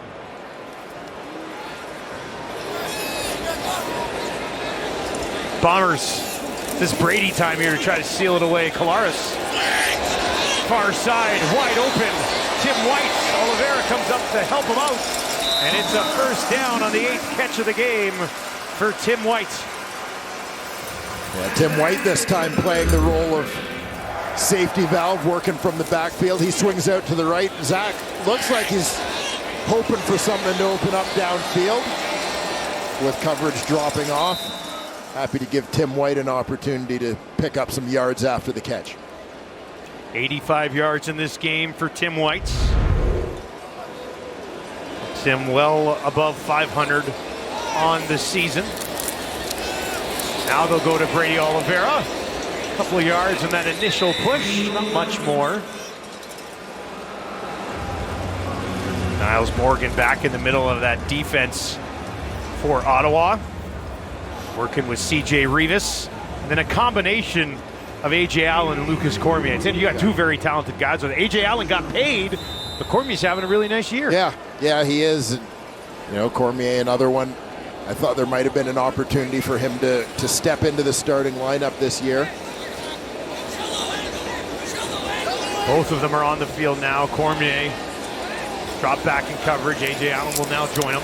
Collaros looks to his left. He's going to throw to his left. And that one incomplete. Was looking for Ontario Wilson, who's now been targeted 5 times in this game. Does not have a catch. Had the one drop on a sure touchdown in the end zone. A quiet night for Wilson. Yeah, King Ambers looked like he was waiting on this one again. Ball traveling a long way. And O'Shea has thrown a challenge flag. This is an interesting one because Ambers was jumping up to try to intercept the ball when Wilson runs into him, right? Yeah, this to me is going to be an interesting interpretation. Winnipeg is challenging for pass interference. We'll review the play. I think Ambers was more focused on the football. Yeah, sort of takes a step forward to try and play the ball, but in the process, kind of steps into the receiver.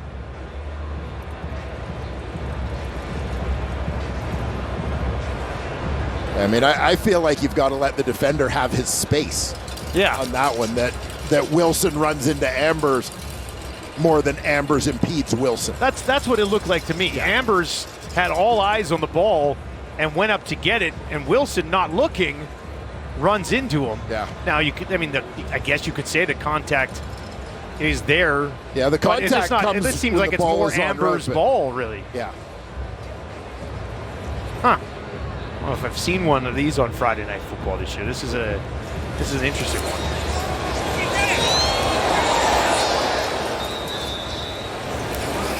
I would think that the original call, the call from the field, will stand here. Zero intent to interfere on this one, but let's send it down. Find out.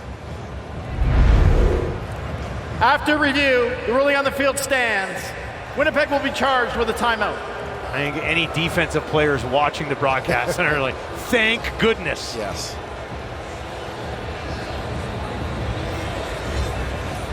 REDBLACKS hanging around here, down 11. Need that big play to spark things. In the first half, it was a return from Pimpleton. Went for 75 yards, set up their only touchdown of the game.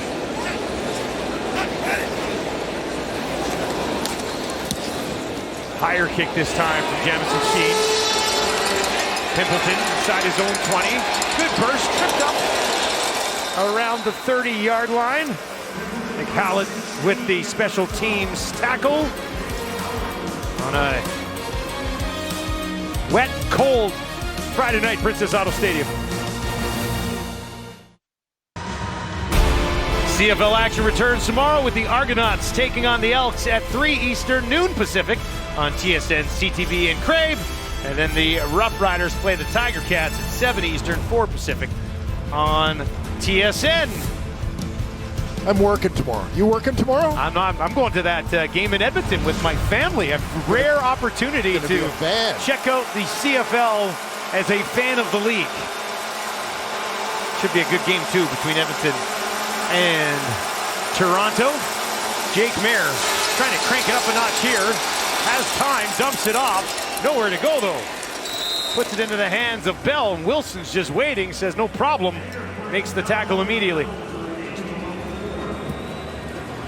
Yeah. Ottawa's offense is feeling a little one-dimensional right now, just in terms of relying on the short passing game. There's not many deep shots been taken by Jake Mayer so far in this game. Now he's going to be pressured and taken down.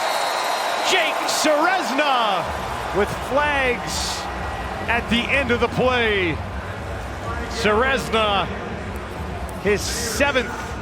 But is there a face mask here? Jake Mayer doesn't look like he's going anywhere. Well, regardless of the call, Jake Mayer just under siege from the Winnipeg defense.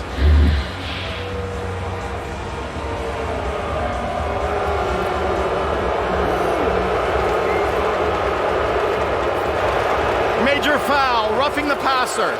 Winnipeg number 93, 15-yard penalty, automatic first down. And it is Michael Fletcher right up the middle. There he is, big 93. Helmet to the face mask. And it's a first down on the penalty for Ottawa. Kind of a tough break for Michael Fletcher there as he's coming in trying to make a play. Jefferson gets through. Mayer has to get it away before he's taken down by Serezna. As Serezna and Willie doing some serious damage there. A dynamic duo. Strikes again. Serezna's in there. Willie beside him.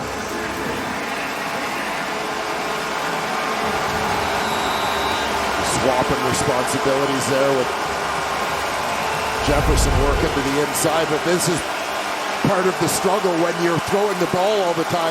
It gets hard to try and throw the ball down the field because you need more time, and you're not getting it with these guys coming after you. No threat of a run game. Here's White, that bounces, covered by Smith. And a flag on the far side of the field, and this is against Winnipeg as well, I believe. Pretty good battle there between... Illegal contact. Winnipeg number 1, 10-yard penalty, first down. So away from where the ball was thrown. Dietrich Nichols.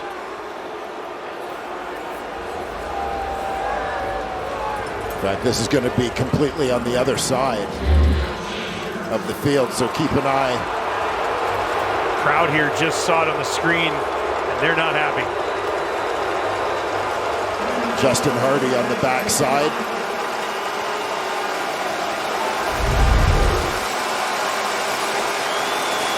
Big call. Getting late in this one. Time they'll go to Hardy. Woodbury and Nichols have him double teamed, and they'll hang on. Second down. A couple of chunks of penalty yardage going a long way for Ottawa on this drive to at least get into Brett Lauber field goal range.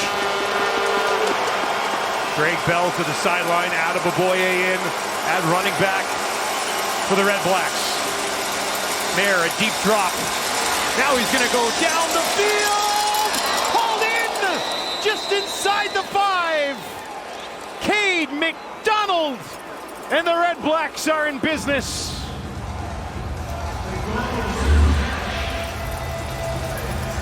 Cade McDonald Lines up on the outside here, and he's just going to go.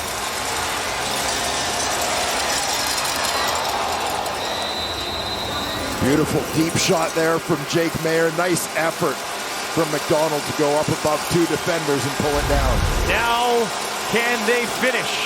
Maier gets it away quickly. Low pass. Incomplete. Was looking for Pimpleton. And you can see the immediate frustration there from Jake Maier as this one didn't come out quite the way he wanted. Jonathan Moxey supplying pretty good coverage on the play as well. Massive second down. Second and goal from the Bomber 4. Jake Maier's got to have it here. Bombers will send a ton of heat. Maier over the middle. Touchdown, Eberhardt. And the Red Blacks hang around. Eberhardt's got his third of the season, and it's a silencer here at Princess Auto Stadium. A great poise and touch here from Jake Maier. He's kind of floating back. Buying himself time, knows Eberhardt's coming free. Nice timing, nice touch on the ball. Floats it over top of Jake Kelly for the major. They will go for two to attempt to make it a three-point game.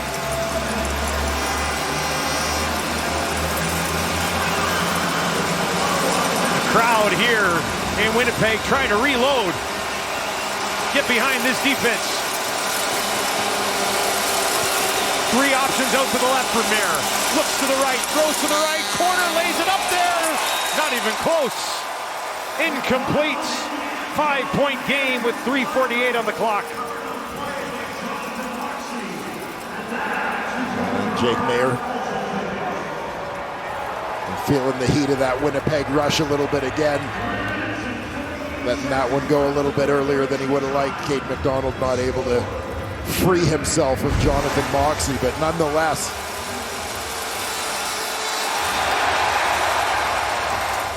Drive aided by a couple of penalties.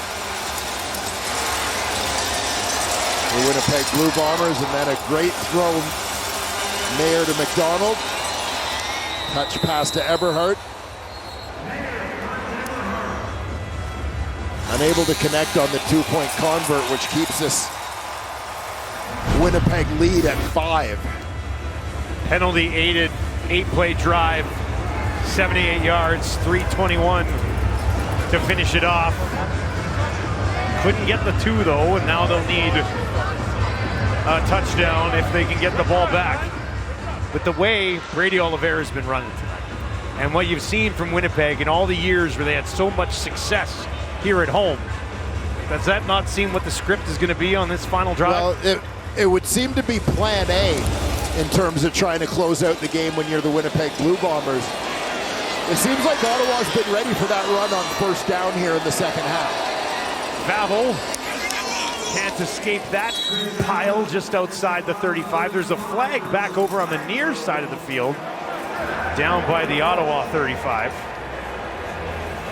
Offside.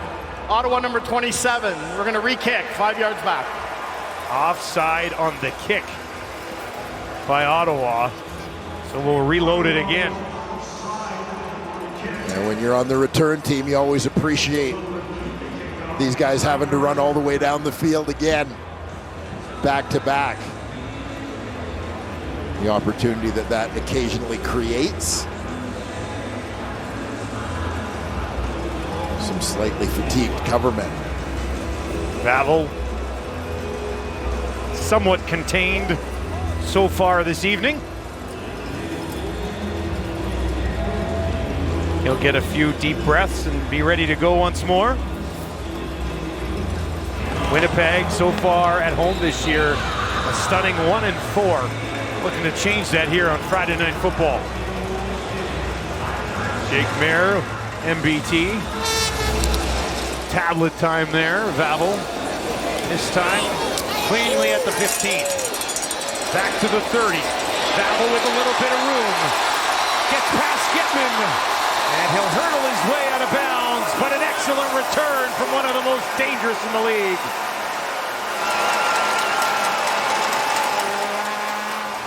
A very timely big return from Trey Vavel. Let him get to the sideline. Couple of shots to try and turn him back in. But immediately into Ottawa territory. Winnipeg with a 5-point lead and outstanding field position late in this one. And Kolaris looking to throw, finds Dembski in a soft spot in that defense. And a good pickup on first down. It'll be second and a short 2 maybe here for the Bombers. Yeah, I like the play call on first down. You're in a tight end formation. You got to think Ottawa's anticipating. This is the 3-minute warning. Throw the ball, keep him off balance. 3 minutes remaining. Friday Night Football here in Winnipeg as the Bombers try to snap a mini 2-game slide and hand the Red Blacks another disappointing loss.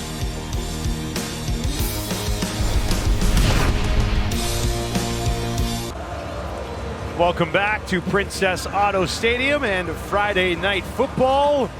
As Ryan Dinwiddie looks on, these are games decided in the last 3 minutes this season. Red Blacks 0-4. The Bombers have won 4 of their 6 close ones.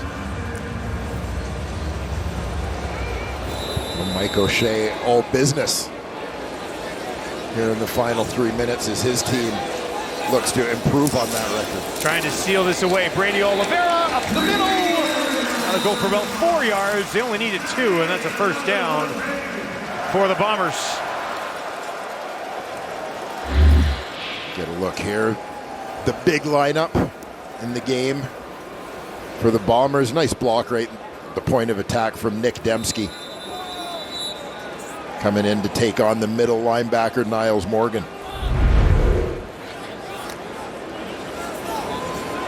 Fresh set of downs as the clock ticks.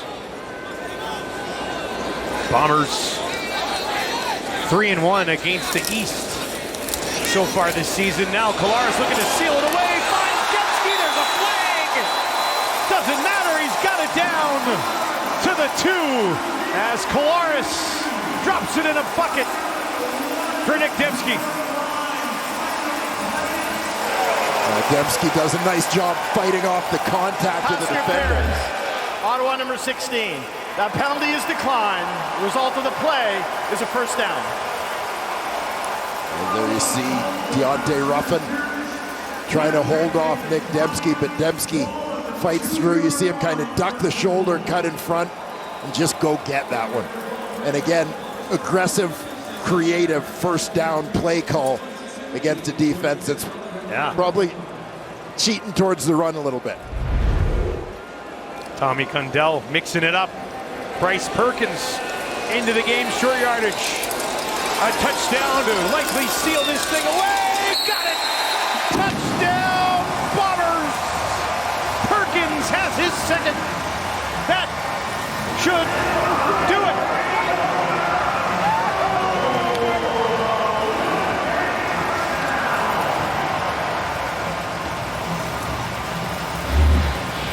Bryce Perkins continues to do a nice job in his short yardage role, understanding where to attack that defense. Get the job done. Every time the ball is in his hands, it's a pivotal situation. The first-year CFLer getting it done. Perkins had a couple of touchdowns on the season coming into this one. Now he's tacked on 2 more. 6'2", 230 pounds. And he's done a good job using that size a couple of times tonight. Also had his first CFL pass completion tonight in a short yardage situation, which he kept the ball and found Dembski. And things go from bad to worse for the Red Blacks. As Castillo will come out and try to make it 12-point game. And that is right down the middle. Winnipeg leads 33-21. That last drive, 4 plays, 62 yards in just 62 seconds. Vavel, a nice return to set it up after the offside on the initial kickoff from the REDBLACKS. Trey Vavel, the catalyst. Punches it out near midfield. Dembski, the beauty catch, comes up smiling from that one. And Bryce Perkins goes in standing up, leaving himself 1 touchdown shy of the Stevens. The Tommy hat trick. Tommy Stevens having a heck of a year in that role. Horvath, who does a lot of things in BC, also handles that role. And he's up there as far as touchdown leaders go as well. Now the REDBLACKS are going to have to move quickly, or it'll be 15 losses in a row, dating back to last season. Ottawa's last victory 343 days ago against the BC Lions.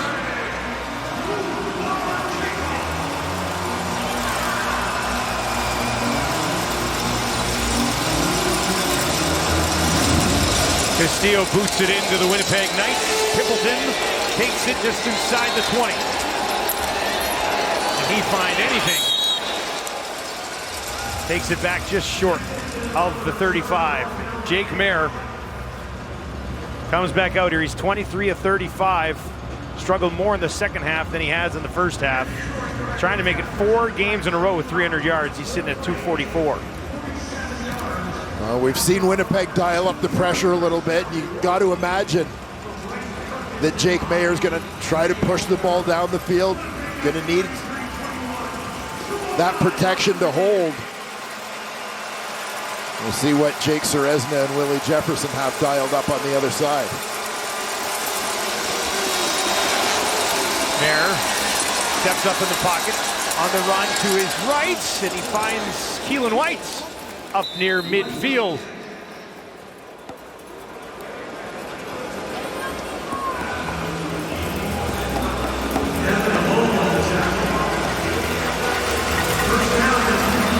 Nice pickup on the twist there, and protection from the REDBLACKS allows Mayer to step up and buy time. There again, another first down, this time Eberhardt, he's upended by a pair of Bombers. Jake Mayer taking a hit from Willie Jefferson as he delivers that one.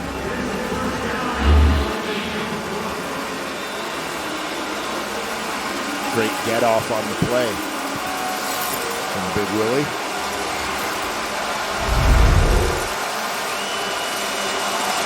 First and 10 from the Winnipeg 44. We said they had to move quickly, and they are. Now it's Pippleton to the 30, down to the 20 before he's forced out of bounds on the far side of the field by Woodbay. Nice execution here. Protection picks it up. Great timing route on the crosser. Put the ball in the hands of your fastest player. Working across the field. 4th game in a row that Jake Mayer has thrown for 300.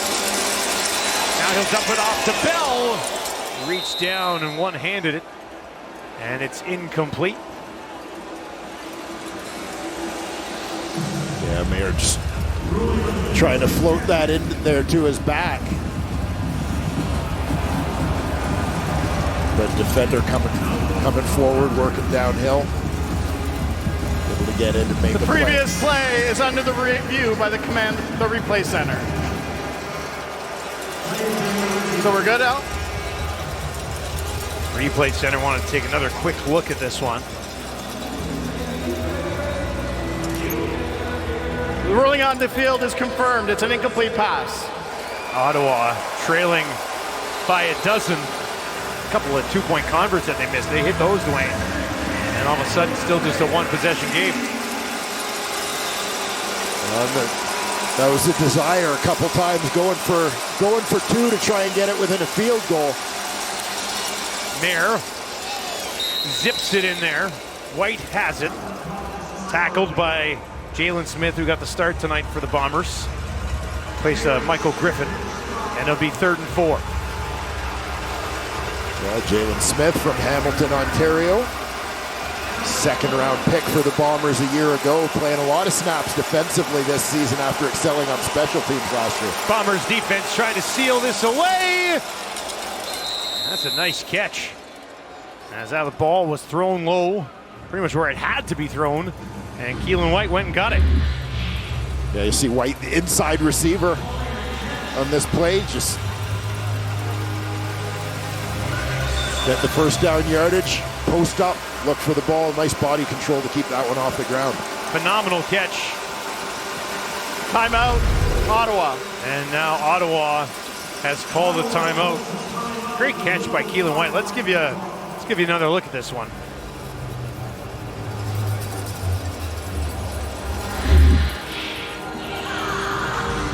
Just nice job catching it in his hands, turning his body in the air to kind of get his body under the ball so that the landing won't jar that football free. Nice effort from White. White has 6 catches tonight. Pimpleton has 6 catches tonight. Everhart has 6 catches in this game as well. 1st and goal from the Winnipeg 6. Jake Mayer on the run to his right. Drops. Was looking for Justin Hardy. And Hardy couldn't finish it. We'll see Mayer on the scramble here. Just trying to stay alive. Michael Fletcher in hot pursuit.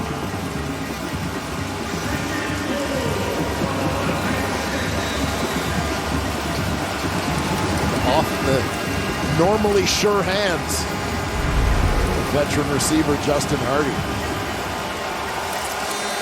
They'll do it again. Less than a minute to play here in Winnipeg. 2nd and goal from the 6. Mayer under pressure, dumps it off. Ball just sitting there with no whistle. It's grabbed by the REDBLACKS. Yeah, I think this is going to be called an incomplete pass. Should be, right? But yeah, the official's doing the right thing, though, letting it play out should it be ultimately ruled a fumble. Jake got rid of it before he was taken down. Yeah, he's just trying to protect field position as best he can. And live, at least, it looked like he threw that ball. A lot of pressure with just sending free there. Yeah. So 3rd and goal. The previous play was an incomplete pass, not a fumble, but we have intentional grounding on Ottawa. It'll be 3rd down. All right, so they do rule it intentional grounding.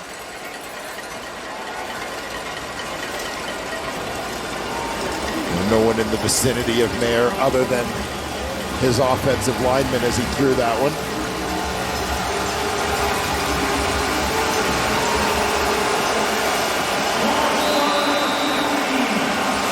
A Winnipeg defense that has struggled as of late. Fitting fashion here that they get a chance to close this one out. Jake Mayer, deep drop. End zone for Everhart! Broken up! Bombers defense shuts the door.